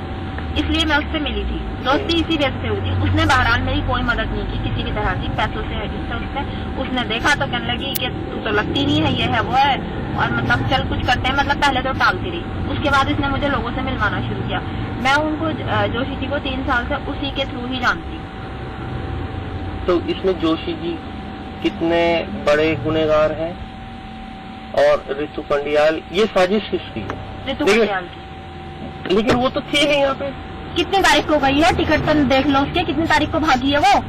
टिकट वो नैनीताल में थी उस दिन है? वो नैनीताल में नहीं थी, ये गेम सारा उसी का था। लेकिन ये तो देख लो आप। अच्छा, आप मुझे एक चीज से सर्टिफाइड कर दो कि ऋतु पंडियाल ने कैमरे तो आप ही ने लगाए थे, उसी के कहने पे लगाए या नहीं? ये तो आप जानते हुए कैमरे तो आप ही ने लगाए होंगे, किसने लगाए होंगे? हाँ, जब वो मेरे साथ नहीं है। जब वो नहीं आपके साथ है, अब कर लो कुछ भी नहीं। आप मैं इसलिए पूछ रहा हूँ, देखिए उन्हें खास दुश्मन का भी पता करना है। क्या उनके पीछे कौन पड़ा है? देखो ये तो वो भी समझ गए होंगे कि मेरा यूज हुआ है। देखिए उस बात सुनो, अभी तो जब तक नहीं ये सब चीजें पैचअप हो जाती तब तक तो पता नहीं क्या क्या दिमाग में आती है सब लोगों की बातें। एक मैंने उनको कितने मैसेज भिजवाए, एक बार मुझसे मिलने, ठीक है मैं किसी के थ्रू जा रही थी उनसे मिलने, लेकिन आपने रिकॉर्डिंग तो सब जगह बांट दी थी। नहीं, जब तक वो मेरा अपहरण नहीं कराया था ना उन्होंने, वो कराने के लिए तब तक की बात बता रही। मैंने उन्हें उनके मोबाइल में मैसेज होगा, शायद वो पुलिस को भी दिखाएंगे। मैंने कहा एक बार मुझसे 5 मिनट के लिए मिल लो, बात कर लो, अच्छा फोन पे ही कर लो। हाँ, कैसे ये सब चीज ओके हो जाती है, लेकिन जेल में जो साइन कराने पड़ेंगे, आप उनकी तरफ से क्या चाहते हो ये बताओ। ऐसे ना मैं आपको एक चीज बोलूँ, एविडेंस हम ये चाहते हैं जो मैं आपको एक चीज बोलूँ, सुनो मैं एक चीज बोलूँ क्या? बोलो। जेल में से ना किसी की साइन की वैल्यू नहीं होती, आप पूछ लेना किसी से। बैक डेट में जाके करवा लेंगे। भाई यार ये इतना सब कुछ होता क्या, कोर्ट में आप भी ना फंसो। देखो मैं ये नहीं चाहता कल आप मुझे होगा तुमने फंसवाया था भाई, मैं आपको सलाह तो दे सकता हूँ ना, या वो भी ना दो। तो जेल में जो साइन होता है उनकी कोई वैल्यू नहीं होगी, एविडेंस के तौर पे नहीं होगी, फिर क्या करें? तो वही मैं वीडियो बताओ। वीडियो देगा, वीडियो बना के देंगे। कौन देगा वीडियो बना के? वो भी तो वीडियो बना के देंगे ना अपनी, कि अब मेरा भी उससे मैटर से कोई लेना देना नहीं है, मैं अपनी रिपोर्ट वापस लेता हूँ। बात नहीं, मैं नहीं भागूंगी, मैं आपको तो रिकॉर्डिंग बयान दे रही हूँ, तो वो भी तो उन्हें भी तो देना चाहिए ना। वो रिकॉर्डिंग कैसे दे, आप बताओ ना कैसे दे? वो तो हॉस्पिटल में शिफ्ट हो जाएंगे ना आज। 4 बजे तुम गाइडलाइन दे रहे हो ना, वो कैसे दे बताओ? 4 बजे के बाद कुछ नहीं हो पाएगा, मैं सीरियसली बता रहा हूँ, और ना फिर मैं इस मैटर में मैं पढ़ूंगा। मैं तो कुछ भी नहीं कह रही भाई, मैं तो कुछ भाई मैं मेरी बात सुन, तो रिकॉर्डिंग जी, ये पूरी बातचीत सुनी होगी आप लोगों ने। हमारे साथ रजिया बेग साहिबा आ चुकी हैं और हमारे साथ वरिष्ठ पत्रकार आ गए हैं, अनूप गैरोला साहब। पैनल बदला है, भाई गोविंद पंत राजू हमारे स्थानीय संपादक उत्तर प्रदेश के, वो भी आ गए हैं। ये पूरी बातचीत सुनने के बाद बहन नूतन ठाकुर जी, अब आपको क्या लग रहा है, ईमानदारी से बताइएगा। जैसे देखिए इस पूरे प्रकरण में जब ये मामला शुरू हुआ, ये मीडिया में ही आया। हाँ। और ये मैं पहले भी कह चुकी हूँ, कानूनी रूप से अगर बात की जाए तो वो रेप के डेफिनेशन में नहीं आता है। हाँ। भले चूंकि अगर आपसी कंसेंट से कोई बहला फुसला के भी अगर इस तरह के रिलेशंस बनते तो 18 साल की उम्र तक के लिए ही वो लागू होते हैं। जो आरोप इन महिला के द्वारा लगाए गए थे वो इसकी परिभाषा में नहीं आते, लेकिन धोखाधड़ी की परिभाषा में बिल्कुल आते हैं। मैडम, धोखाधड़ी की परिभाषा में भी नहीं आते, चलिए मैं ऐसा कहता हूँ। इस स्टिंग ऑपरेशन से ही 2 बातें निकल के आई। एक तो जैसे आपने कहा, उन अधिकारी की भी अगर छवि की बात करी जाए, कोई व्यक्ति अगर इस पद पे बैठा हुआ है और उसके बारे में ये हो कि चलो उनको अगर कोई महिला पहुंचा दी जाती है, काम निकल आता, तो ये भी एक तरह से रिश्वत की ही तरह का मामला है। हाँ, ये वो मामला है। नहीं दे रहे, इनको सर्विस कंडक्ट के बिल्कुल ही खिलाफ है। अच्छी बात। कार्रवाई इन पे भी होनी चाहिए। और अगर ये महिला जो बात कह रही है, अगर वो साबित होता तो ये भी झूठे गवाही देने, एविडेंस, फर्जी एफआईआर लॉन्च कराने में ये भी दोषी साबित होंगी। लेकिन ये सारे साक्ष्य, और चूंकि क्रॉस एफआईआर है, दोनों तरफ से एफआईआर है, तो सारे मामले कोर्ट के सामने आने के बाद ही इस पे कुछ ठीक है। निश्चित चलिए हमारे अभिषेक सिन्हा, उनसे बात कर लेते हैं। अभिषेक भाई, अब यहां तक आगे क्या? देखिए अतुल जी, सबसे पहले यहाँ एक चीज जानने वाली बात है जो बहुत ही इंपॉर्टेंट है। कल डीजीपी साहब उत्तराखंड ने एक प्रेस वार्ता की, जिसमें प्रेस वार्ता के दौरान उन्होंने कहा कि महिला ने, पीड़िता ने ही कैमरे लगाए थे। और वो बात कह रही है, और एफआईआर वो झूठी हो जाती है, 164 के बयान भी झूठे हो जाते हैं। और इसके लिए उत्तराखंड की पुलिस को सबसे पहले उसके बयान दोबारा दर्ज कराने चाहिए 164 के। क्या झूठी एफआईआर पे पुलिस काम कर रही है? नहीं, इसे बताना चाह रही है अभिषेक भाई। 164 का जो बयान है वो मजिस्ट्रेट के सामने होता है और अदालत में भी एज इट इज पढ़ा जाता है। अगर आपने 164 का बयान दिया और वो झूठा है तो आपको तो पहले अंदर जाना है। बिल्कुल अतुल जी, यही मैं कह रहा हूं। आप पहले कह रहे हैं आपकी पूरी एफआईआर जो लिखवाई गई है वो झूठी है। अभी आपको स्टिंग ऑपरेशन में अभी बिल्कुल और चीजें भी सामने खुल के आएंगी, जिसमें उसने कहा है कि आपको पता है कि एफआईआर में कितनी चीजें अपने आप से लिखवाई जाती हैं, कैसे बढ़वाई जाती हैं। तो मेरी कल डीजीपी साहब से भी इसी बारे में बात हुई। उनसे सीधे तौर पे मैंने कहा कि क्या दोबारा बयान लिए जाएंगे, क्या ओरिजिनल बयान माने जाएंगे? क्योंकि सीधे तौर पे जो एफआईआर होती है वो ये 164 के बयान भी वही मान लिए जाते हैं और वही 164 के बयान भी दिए जाते हैं जी। अब एफआईआर जब झूठी हो जाती है तो उत्तराखंड की पुलिस को तो सबसे पहले एक काम करना चाहिए कि 164 के बयान दोबारा कराने चाहिए भाई। रिमांड पे लेना चाहिए इस महिला को। अरे भाई तुम सच तो बताओ, क्या है कहानी। उसके बाद ये महिला खुल के कह रही है, मान लिया पीड़ित है, मैं मानता हूं पीड़ित है, लेकिन पीड़ित की डेफिनेशन ये नहीं है कि वो पीड़िता होके 35 लाख रुपए में डील करे। आप केस लड़िए, फांसी लगवाइए, उसे जो सजा दिलवा सकती है वो दिलवाइए। मैं किसी का साथ देना नहीं चाहता, लेकिन इसमें ये सब चीज नहीं हो रही है। और अभी आप स्टिंग ऑपरेशन में वो भी देखेंगे और सुनेंगे भी कि वो महिला कह रही है मैं पैसे लेके बाहर चली जाऊंगी, बहुत दूर चली जाऊंगी। मैंने 3 साल में कभी जोशी जी के साथ कोई बदतमीजी नहीं की। तो 3 साल में ऐसा क्या 1.5 महीने में तुमने यानी सोची समझी साजिश के तहत ये काम करा? वो तो कह ही रही है कि ऋतु कांडियाल ने मुझे यूज किया, ऋतु कांडियाल के कहने पर मैंने कैमरे लगाए और ऋतु कांडियाल इस पूरे केस के बाद दुबई भागी हैं। रजिया बेग साहिबा, इस्तकबाल आपका, खैर मकदम आपका, आप एक महिला है, आपका विशेष सम्मान है, क्योंकि इस पूरी चर्चा को सुनकर हो सकता है कि कुछ एक कट्टरपंथी, चरमपंथी लोग मुझे महिला विरोधी साबित कर दें, हो सकता है।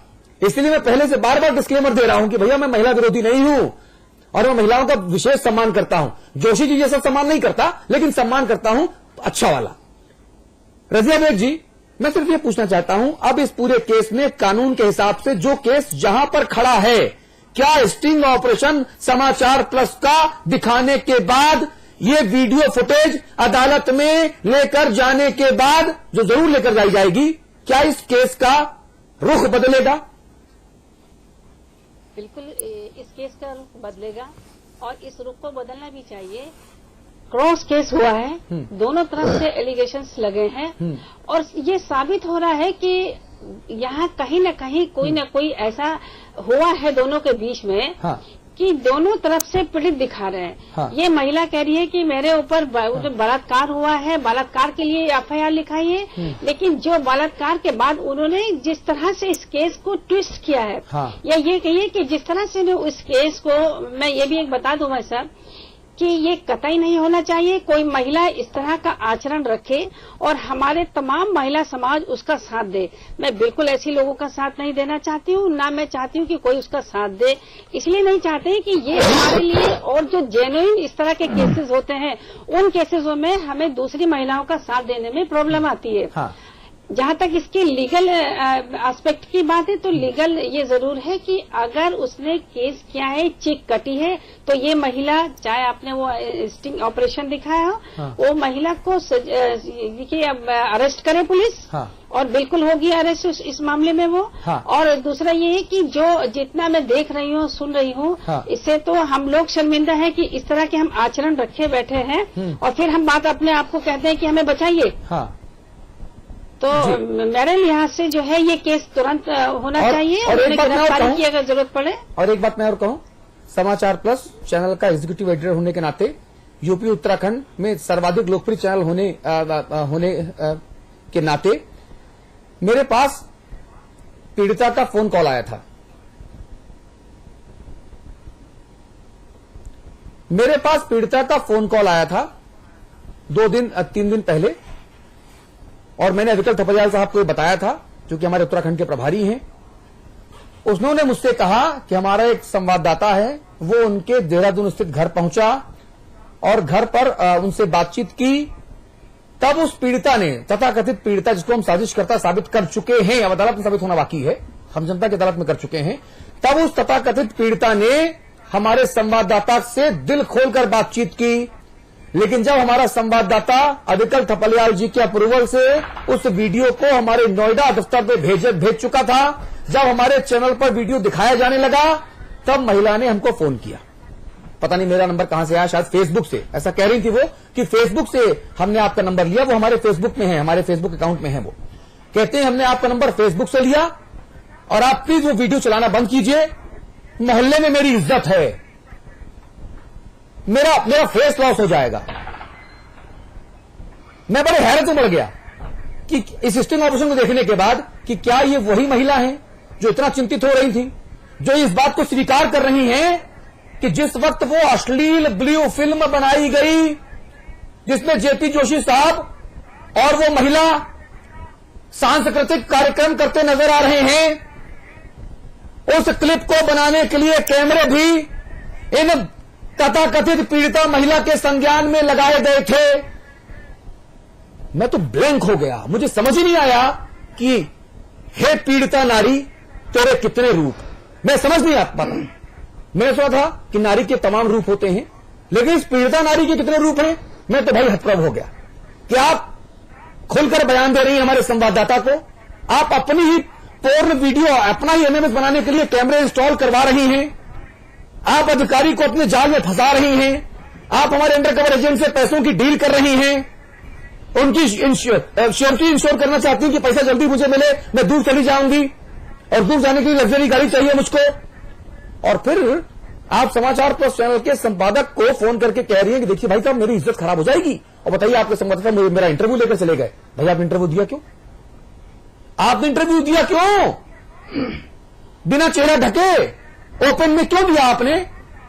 और जब खबर चल रही है, ये हमारी पत्रकारिता की जिम्मेदारी थी कि हमने उस चेहरे को ब्लर कर दिया, चेहरे को धुंधला कर दिया, तब आप हमको अपने पाक साफ होने का सर्टिफिकेट हमसे जबरदस्ती लेना चाहती हैं। क्या अंधेर कर दिए भाई अनूप गहलोत साहब, ये क्या अंधेर कर दिए भाई? हमको समझ नहीं आता कि ये क्या तमाशा है, ये खुलेआम ब्लैकमेलिंग का धंधा हो रहा है भाई, ये देह का दलदल बना दिया है इसको इन्होंने। एक्चुअली ये मामला शुरुआती दौर में ही जब सामने आया था, तभी से ये लग रहा था कि ये मामला ब्लैकमेलिंग का है। इस महिला का पुराना इतिहास भी उत्तराखंड में कोई बहुत अच्छा खासा खराब है। ये महिला लगातार बड़े लोगों के संपर्क में रहने की आदी रही है, महत्वाकांक्षी महिला है, और ब्लैकमेलिंग इसका ये पहला काम नहीं है। इससे पहले भी कई मामलों में ब्लैकमेलिंग के मामले सामने आए हैं। यद्यपि अब तक जो भी होता रहा सब पर्दे के पीछे होता रहा। जेपी जोशी वाले प्रकरण से एक बात तो बिल्कुल साफ हो गई है कि बलात्कार के मामले में अभी तक पीड़िता के साथ जो व्यवहार कानून, आम जनता, पत्रकार करते आए हैं, ये मामला उससे बिल्कुल अलग है। खासतौर पर तब जब महिला पहले से ही प्लान्ड है कि ब्लैकमेलिंग का मामला है। अब अभी एक भाई हमारे कह रहे थे कि गिरफ्तारी उसकी पहले हो जानी चाहिए थी। महिला इतनी शातिर है कि उसने ट्रांजिट बेल ले ली। ट्रांजिट बेल लेने के चलते पुलिस गिरफ्तारी नहीं कर पा रही है। परसों पुलिस ने उसे थोड़ी देर के लिए गिरफ्तार किया और उसके बाद निजी मुचलके पे छोड़ दिया। अब सवाल यह है कि ऐसी महिलाएं क्या ट्रांजिट बेल खत्म होने के बाद भी पुलिस के हाथ पे चढ़ पाएंगी या नहीं चढ़ पाएंगी? सवाल बड़ा है। अगर यह महिला ट्रांजिट बेल खत्म होने से पहले गायब हो गई तो अतुल जी यकीन जानिए कि उसको ढूंढना बहुत ही मुश्किल हो जाए। खासतौर पर जब हमारे चैनल ने यह खुलासा किया है कि ये पूरा मामला ब्लैकमेलिंग का है। दूसरा पक्ष, इस राज्य में 70 से ज्यादा मामले बलात्कार के दर्ज हैं। अब सवाल समाचार प्लस केस खुलासे के बाद और भी महत्वपूर्ण हो गया है कि क्या 70 मुकदमे जो दर्ज हैं वो जायज हैं या नहीं। हाँ। और जो लोग बलात्कार के मामले में झूठे फंसाए जाते हैं या झूठे फंसाए गए हैं वो तो बेचारे जेल चले गए। ठीक है। और हर के पास समाचार प्लस ऐसी खोज नहीं निकाल सकता हर के लिए। हाँ, ठीक है। तो सवाल यह है कि कानून ऐसे मामलों में क्या नजरिया रखेगा और कितनी सख्ती से रखेगा। आप देखिए 21-20 तारीख को मुकदमा दर्ज होता है। 0 FIR। उसी समय ये बात बिल्कुल साफ हो जाती है कि ये महिला इतनी सीधी नहीं है जितनी पीड़िता ने अपने आपको बताने का प्रयास किया। क्योंकि जो मुकदमा 0 FIR है वो दिल्ली में होती है। सीधा खेल है कि इस महिला के सीधे संबंध या तो दिल्ली में किसी हाईफाई लोगों से है या किसी पॉलिटिकल पार्टी से है या ऐसे लोगों से हैं जो इस पूरे षड्यंत्र को पूर्व में जानते हैं और इसीलिए दिल्ली में 0 FIR दर्ज कराई जाती है। भाई गोविंद पंत राजू, जी आ रहा हूँ, मुश्किल देखिए अनु भाई आ रहा हूँ। भाई गोविंद पंत राजू, भाई यहाँ तो पूरा खेल ही उल्टा है जी। यहाँ तो गंगा उल्टी बह रही है जी, गंगा सागर से जा रही गंगोत्री की तरफ। गजब हो गया ये तो। तो बिल्कुल जिस तरह से समाचार प्लस ने आज ये खुलासा किया है इससे बहुत सी चीजें साफ हुई हैं। और अगर हम इसमें व्यक्तियों को अलग कर दें तो मुझे लगता है कि एक सबसे बड़ी चीज जो इससे साफ होती है वो ये होती है कि उत्तराखंड में हम किस तरह की राजनीतिक और जो आधिकारिक जो कार्यशैली है वो किस तरह की शैली को हम विकसित कर पाए हैं। महिला का आरोप है जो पहला उसका आरोप है और उस आरोप को मतलब वो आरोप गलत है अभी नहीं कहा जा सकता। उसने कहा कि मुझे नौकरी दिलाने के एवज में मेरे से इस तरह का जबरन काम कराया गया। यानी कि एक तरह की रिश्वत थी और वो रिश्वत अगर उसको नौकरी मिल जाए। गोविंद भाई पूरा अनकट वीडियो मैंने देखा है, पोर्न वो अश्लील वीडियो मैंने एक फ्रेम बहुत ध्यान से देखा है। उस पूरे वीडियो में जेपी जोशी साहब की तल्लीनता तो कम लग रही है, पीड़िता की तल्लीनता ज्यादा लग रही है, ताकि कैमरे में अलग अलग एंगल से बढ़िया ऊर्जावान दृश्य कैद हो सके। नहीं वो तो एक ब्लैकमेलिंग के लिए शायद पहले से पूरी तैयारी थी। लेकिन अब बड़ी बात यह है कि क्या उत्तराखंड राज्य इसीलिए बना था कि वहां इस तरह रिश्वत अधिकारी लें और इस तरह लोग रिश्वत दें और इस तरह लोगों को नौकरी मिले। एक बड़ी बहस जो इस सवाल से पैदा होती है। दूसरी बड़ी बहस जो अभी गैरोला जी ने जिसकी तरफ इशारा किया, मुझे लगता है कि मीडिया ट्रायल की वजह से मामले को इतना बड़ा हाइप मिला और गिरफ्तारियां हुई, बात आगे तक पहुंची। लेकिन जो इस वक्त जिस तरह के कानून देश में चल रहे हैं, क्या वो कानून सिर्फ मीडिया हाइप वाले मामलों के लिए ही चलेंगे? उत्तर प्रदेश में कम से कम 10 बलात्कार रोज होते हैं जिनकी, कम से कम कह रहा हूं, जिनकी कहीं FIR तक दर्ज नहीं होती। और 10 से ज्यादा मामले कम से कम ऐसे होते हैं जिनमें FIR दर्ज होती है लेकिन उसके आगे कोई कार्रवाई नहीं होती। तो क्या जो कानून है वो सिर्फ जो व्हाइट कॉलर लोग हैं, जो बड़े बड़े लोग हैं, जहां मीडिया हाइप हो सकता है, वहीं इतनी तत्परता इस तरह के मामलों में हो? महिलाओं की स्थिति बहुत खराब है, इसमें कोई दो राय नहीं। पुरुषों का जिस तरह का उनके प्रति नजरिया है वो भी सवालों के घेरे में है। ठीक है। लेकिन उससे बड़ी बात जहां अपराध होता है, वाकई में उस अपराध के खिलाफ कितना हम सजग हो पाए हैं और कितनी कार्रवाई हो पाती है, ये बड़ा सवाल। जी अमिताभ मित्र जी, ये वो चर्चा है जो सबसे पहले समाचार प्लस ने 1 हफ्ते पहले जब ये मामला आया था तब हमने और आपने बिग बुलेटिन में रात 8 से 9 स्पेशल शो किया था और उसमें हमने इस पूरी बलात्कार और शिकायत की प्रक्रिया के दूसरे पहलू को भी खंगालने की पुरजोर मांग उठाई थी। और उसी दिन से आपके और हमारे दोनों के मन में ये सवाल आया था, ये आइडिया आया था कि चलो भाई क्यों ना हम अपने खुफिया कैमरे का इस्तेमाल करें। नतीजा दुनिया के सामने है। क्या ये मामला समाचार प्लस का ये खुलासा अमिताभ जी, ये अब पूरे देश में नजीर नहीं बनना चाहिए? दो पहलू समझ में आते हैं। एक पहला पहलू ये कि बड़े पदों पर बैठे हुए लोग लालच से और खास तौर पर दैहिक लालच जैसी चीजों से परे रहे। अच्छी बात। कोई आपका स्ट्रिंग या उपयोग दुरुपयोग तब करेगा जब आप भी उस पोखर में उतरेंगे। अगर आप पोखर की तरफ जाएंगे ही नहीं तो ऐसी कोई स्थिति निर्मित नहीं होती। महिला कितनी भी चतुर हो, अगर आप उससे केवल औपचारिक संबंध रखते हैं, एक नौकरी मांगने वाले अभ्यर्थी और एक नौकरी देने में सक्षम अधिकारी तक बात अगर रहे तो कितना भी शार्प कैमरा हो और कितनी भी चतुर कोई महिला हो क्या करेगी? ठीक है। दुनिया का सबसे बेहतरीन कैमरा भी ले आइए तो क्या करेगा? ठीक है। ये सब चीजें तब पैदा होती हैं जब हम उस पोखर में उतर जाते हैं। हाँ। और जब उस पोखर में उतर जाते हैं तो इसका मतलब है कि मन में दोनों के पाप है। हाँ। अब उस पाप में कौन ज्यादा चतुर पड़ गया वो पलटवार करके दूसरे को धराशायी कर देगा, स्थिर कर लेगा। हाँ। अन्यथा कैमरे नहीं लगते तो स्थिति सामान्य तौर पर होती, कैमरे लगे तो स्थिति दूसरी निर्मित हुई। तो बड़ा सवाल ये है कि जो बड़े लोग हैं जो समाज में नजीर पैदा करते हैं हाँ। उनका अपराध इससे कम नहीं होता, इस बात से कम नहीं होता कि यह स्टिंग हो गया हाँ। या इसके पीछे लालच था। हाँ।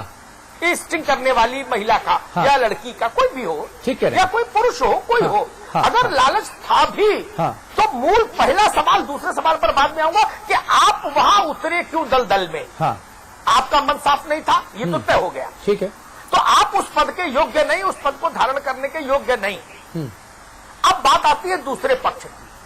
दूसरे पक्ष ने जो किया उससे नारी की मर्यादा खंडित हुई, नारी की प्रतिष्ठा खंडित हुई। हाँ। मैं हमेशा से इस मानस का रहा हूं, जो बात अभी मैं जेपी जोशी जैसे लोगों के लिए कह रहा हूं, उतनी ही दृढ़ता से मैं ये भी निवेदन करूंगा कि लालच से हमारे घर की बहू बेटी बच्चियां भी बचे, तब समाज एक नई रोशनी की ओर चलेगा। ठीक बात है। आप ऐसे दृश्य में क्यों सम्मोहित होती हैं? किसी ने आपको मिलवाया जोशी से, जब मुझे जो स्मरण है, जब हम पहले दिन इस पर भी बुलेटिन कर रहे थे तो ये तो हमारे पास ये प्रसंग आया कि हरिद्वार की कोई महिला कांग्रेस नेता थी, उसने कहा जोशी जी को, नाम खुलासा लड़की खुद बोल रही है जी कि जोशी जी को खुश रखना हमेशा। तो उस बच्ची को पहले पूछना चाहिए था कि खुश रखने का मतलब क्या? ये नौकरी देने में सक्षम अधिकारी है, मैं नौकरी मांगने आई हूं, इतना रिश्ता है। हाँ। इसमें दूसरा कोई कलर कैसे मिक्स हो रहा है? ठीक बात है। और अगर वो कलर 3, 4, 5 साल तक मिक्स होता रहा हाँ। तो फिर मैं ये नहीं मान सकता कि केवल ये शोषण का विषय था। हाँ। हाँ। ये लालच से अगर आप लालच के चलते समझौते करेंगे और बाद में वो चीजें नहीं मिलेंगी तो आप सोचोगे कि जब नौकरी नहीं मिलेगी तो पैसा कमा लो, तब पैसा ही वसूल लो। जी अमिताभ जी, केवल 26 सेकंड का जो तथाकथित पीड़िता, जिसको हम जालसाज, फर्जी, ब्लैकमेलर अपने इस वीडियो के जरिए, स्टिंग ऑपरेशन के जरिए साबित कर चुके हैं, ये हमारा परसेप्शन है, ये पब्लिक परसेप्शन है। अदालत में साबित होगा या नहीं होगा ये कहना हमारे लिए ना तो जरूरी है ना मैं कहूंगा। वो 26 सेकंड का, अमिताभ जी, वो 26 सेकंड का जो हिस्सा है वो ये रहा। अभी मैंने आपके कॉल को एक्सटेंड कर दिया, इतनी देर वो भी नहीं रुकेगा। और रिकॉर्डेड में मैं पहले ले लूं या बाद में लूं? है वो आप इससे डिस्कस कर लो। आप पैसे किसे देने हैं? नहीं उसे दे देना, मैं कह रही हूँ ना कि लोन में अलग नहीं है, उसने मुझे 25 लाख बोला है। देखो एक बात सुनो, बात हुई है वो ज्यादा की, वो आपको जितने भी दे मुझे नहीं मालूम, कहीं ऐसा ना हो कि ये पैसे आपके पास भी ना आए।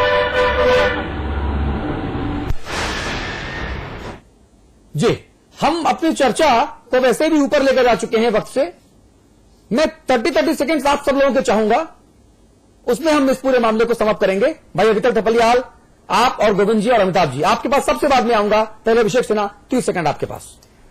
देखिए, इस पूरे स्टिंग ऑपरेशन को मैंने किया है। मैं चाहूंगा काउंटर लगा दिया जाए, अगर मेरे सहयोगी काउंटर ढूंढ लाएं जो हमारे पूरा मामला ब्लैकमेलिंग का था। अगर ब्लैकमेलिंग का ना होता तो 3 साल से कोई शिकायत नहीं हुई। 3 साल के 1.5 महीने में ऐसा क्या हो गया कि उन्हें नौकरी पाने की 1.5 महीने में सूझी और 1.5 महीने में ये सब चीज प्लानिंग हो गई। और ऋतिक कोंडियाल के उनके कहने पे उन्होंने ये सब कैमरे लगा दिए। डीजीपी साहब खुद बोल चुके हैं इस मामले में कि कैमरे लड़की ने लगाए थे। अब ये सब चीजें सबके सामने आ चुकी हैं और डिसाइड करना आप लोगों को है। मेरा काम था पत्रकारिता करना और मैंने वो करके दिखाया। जी, और वो जो आपके 50,000 रुपए चले गए पानी में उसका क्या होगा? वो 50,000 का जल्दी पुलिस दिलवाएगी। मैं अनुरोध करूंगा कि पुलिस से कि वो 50,000 मेरी गाड़ी कमाई है वो कम से कम मेरे पास आनी चाहिए लौट के। अच्छा, आपने 1 लाख रुपए नहीं दिए, ज्यादा नुकसान में रहते। जी। अनूप करेगा साहब, final comment 30 seconds for you. देखिए, मैं तो ये कहूंगा कि इस प्रकार के मामले किसी भी राज्य के लिए और किसी भी समाज के लिए अच्छे नहीं है। और उत्तराखंड जहां मातृशक्ति को प्रणाम किया जाता है, वहां इस प्रकार के मामले, अमिताभ जी ने कहा कि छवि खराब करते हैं। मैं सिर्फ ये कहूंगा कि इस प्रकार के मामले अगर बढ़ रहे हैं तो वो लोग जो इसे बढ़ा रहे हैं या जो साजिश में शामिल है वो देर सवेर चाहे हमारे चैनल के माध्यम से चाहे विभिन्न चैनलों के माध्यम से सामने आते रहेंगे। और इस राज्य में महिलाओं की शक्तियों को नकारा नहीं जाएगा। और ऐसी महिलाएं जो इस प्रकार के धंधों में लिप्त हैं उन्हें सख्त से सख्त सजा मिलेगी। जी, नूतन ठाकुर साहिबा। देखिए, मैं इसमें ये कहना चाहूँ कि सबसे पहले तो जो मीडिया ट्रायल है उससे बिना दोनों पक्ष की बात या गहराई तक जाए बिना नहीं करनी चाहिए, क्योंकि इस मामले में जिस तरह पहले जोशी जी का ट्रायल किया गया, ठीक अब उस तरह से इस स्टिंग ऑपरेशन के माध्यम से उस महिला का ट्रायल किया जा रहा है। देखने से दोनों में से कोई पक्ष दूध का धुला नजर नहीं आ रहा है। वो अधिकारी भी उतने ही दोषी हैं। अगर जिस तरह से इस स्टिंग ऑपरेशन में ही बात आई कि बड़े प्रभावशाली हैं, पैसे की पहुंच है, तो कोई अधिकारी को इतनी तनख्वाह नहीं मिलती है कि वो अगर 35 लाख और इतने की ब्लैकमेलिंग की बात हो तो ईमानदार अधिकारी होगा तो वो दे पाएगा। मैडम, ईमानदार अधिकारी होगा तो ये सब रासलीला करेगा ही नहीं। जी, मैं वही कह रही हूँ। तो इसमें दोनों में से कोई दूध के धुले नहीं है, कार्रवाई दोनों पे होनी चाहिए। अब मामला कोर्ट में है तो पॉइंट टेकन। अभिकल तपलियाल 30 सेकेंड्स। नूतन ठाकुर जी, हम पहले क्लियर कर चुके हैं कि हम जेपी जोशी को कोई क्लीन चिट नहीं दे रहे हैं। और न ही हमारा ये विचार था कि हमें क्लीन चिट दे। नहीं, हम दूसरे के दोनों पक्ष रख रहे हैं जो हमारा धर्म है बस। हमने इसका दूसरा जो कमीना पक्ष था, बहुत कमीना पक्ष, वो आज दिखाया है। और ऐसी जो विस्कन्याएं है अतुल जी, अमिताभ जी, वो उत्तराखंड के सचिवालय से लेकर राजनीतिक सत्ता के गलियारों में बहुत गहरी पैठ बना चुकी है। और ये तो अभी एक पड़ाव था।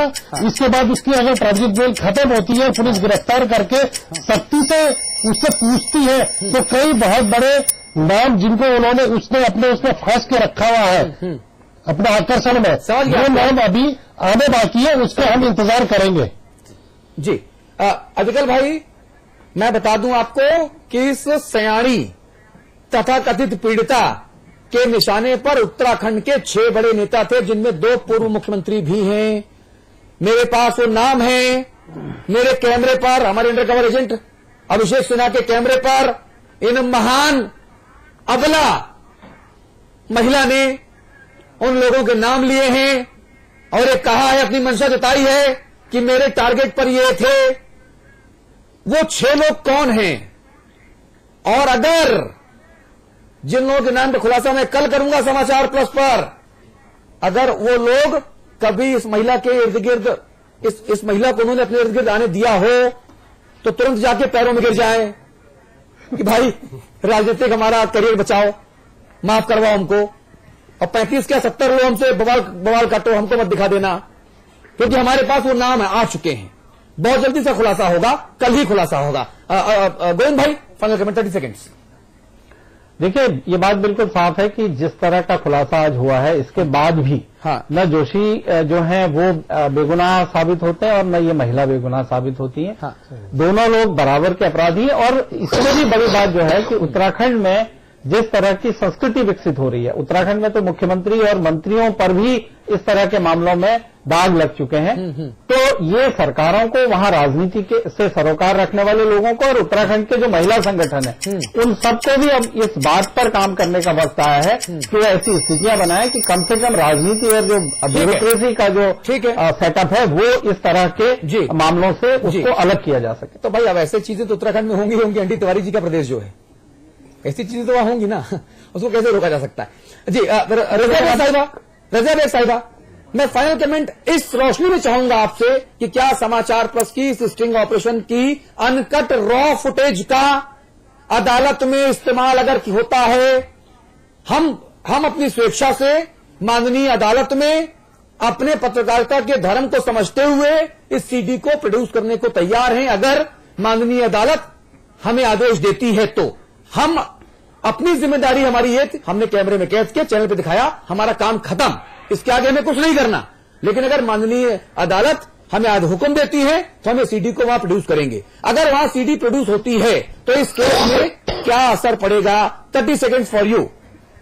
बिल्कुल आपने सही कहा। अगर एविडेंस आपके पास कोजेंट एविडेंस है और ऐसी एविडेंस जिससे इस केस में बहुत पुख्ता तरीके से सबूत बटोरे जा सकते हैं, उन सबूतों को कोर्ट सुनेगी। अब चूंकि सुप्रीम कोर्ट, हमारे हाई कोर्ट और हमारी जो कोर्ट्स हैं, जुडिशरी इस चीज को मानती है कि भाई आगे जो हमारे ये स्टिंग ऑपरेशन होते हैं, बहुत सारे जजमेंट्स उन्हीं में आते हैं, उन्हीं को आधार बना के जजमेंट्स दिए जाते हैं। और मैं ये कहती हूँ कि जिस तरह से ये केस हुआ, न्याय उन लोगों को मिलना बंद ना हो जाए जो जेन्युइन केसेस हैं। ठीक है। मैं ये भी कहूंगी कि अपराध को अपराध में जन्म दिया। ठीक है। तो इसका प्रॉपर इन्वेस्टिगेशन होना चाहिए इस केस का। हाँ। और ये जो आपका स्टिंग ऑपरेशन है उसको भी अदालत में पेश किया जाना चाहिए। ठीक है।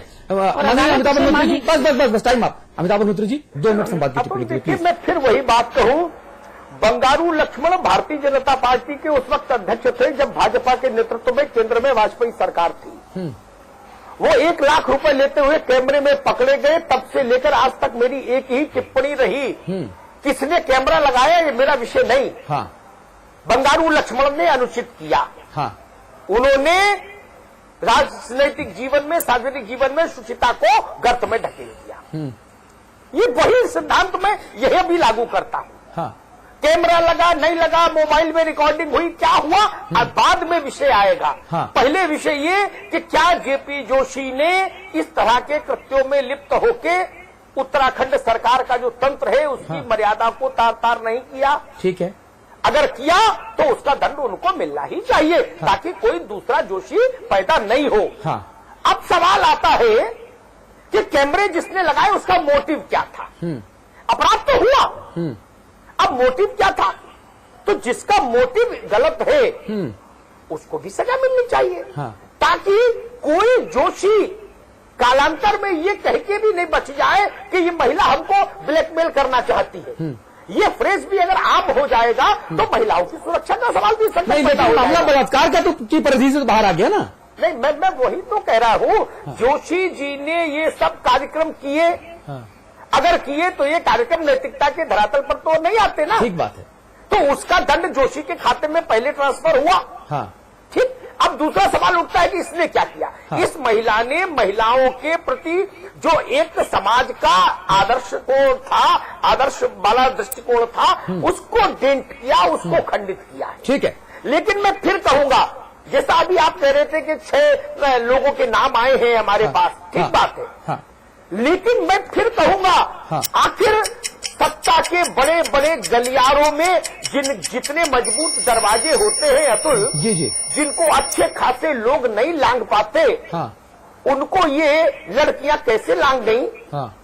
अंदर जिसका पास रिमोट है दरवाजे का, उसकी इच्छा ने उनके लिए दरवाजा खोला ना। ठीक है। अन्यथा दरवाजा कैसे खुला? बिल्कुल ठीक बात है। सचिवालय का दरवाजा, अभी कल थपलियाल कह रहे हैं कि सचिवालय में विषकन्याएं घूमती हैं, सत्ता के अंतःपुर में विषकन्याएं घूमती हैं। सत्ता के अंतःपुर में कुत्ता भी नहीं जा सकता बिना परमिशन के। विषकन्याओं की एंट्री स्लिप कौन बनवाता है? उसको नहीं पकड़ेंगे हम। विषकन्याओं को रिसेप्शन पर कौन मैसेज देता है कि नंबर 1 वाली विषकन्या को भेजो, फिर नंबर 2 वाली विषकन्या को भेजो? कोई तो मैसेज देता है ना। मेरी उम्र बीत गई, सचिवालयों में मुख्यमंत्री और मंत्रियों के निवास पर जाने की एक प्रक्रिया है, एक सिक्योरिटी सिस्टम है। जी। आखिर वो सिस्टम कैसे ब्रेक हुआ? जी, ठीक बात। और वो सिस्टम केवल उसी आदमी के कहने पर ब्रेक होता है जिसके लिए वो सिक्योरिटी होती है। अगर कोई महिला बिना चेकिंग के अंदर चली गई सीधे, इसका मतलब है अंदर से उसके लिए संदेश आया होगा कि फला महिला आएंगी, उनको सीधे अंदर भेजिएगा। वो लालच भी बहुत खराब है। ठीक है। विषकन्याओं से आप विषकन्याओं के साथ समरस हुए क्यों? ठीक है।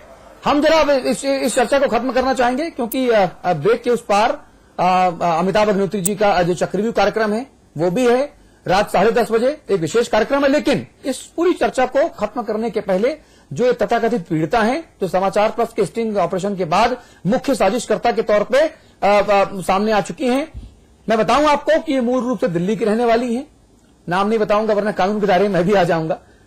ये मुख्य रूप से दिल्ली की रहने वाली हैं, अपने आप हल्द्वानी की बताती हैं। इनका नाम कुछ और था, बाद में इन्होंने अपना नाम भी बदल लिया, अपना मजहब भी बदल लिया, अपने पिता का नाम भी इन्होंने बदल लिया। ये बाद में बंगाली हो गई, पहले मुस्लिम थी, ये बाद में बंगाली हो गई, नाम बदल लिया, काम भी बदल लिया। 1997 में इनकी शादी हुई थी, केवल 15 साल की उम्र में, और जो इनके शौहर थे वो दिल्ली में गोंडा रोड इलाके में रहते हैं।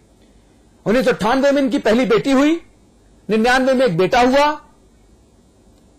वो 4 महीने के भीतर इंतकाल हो गया उसका।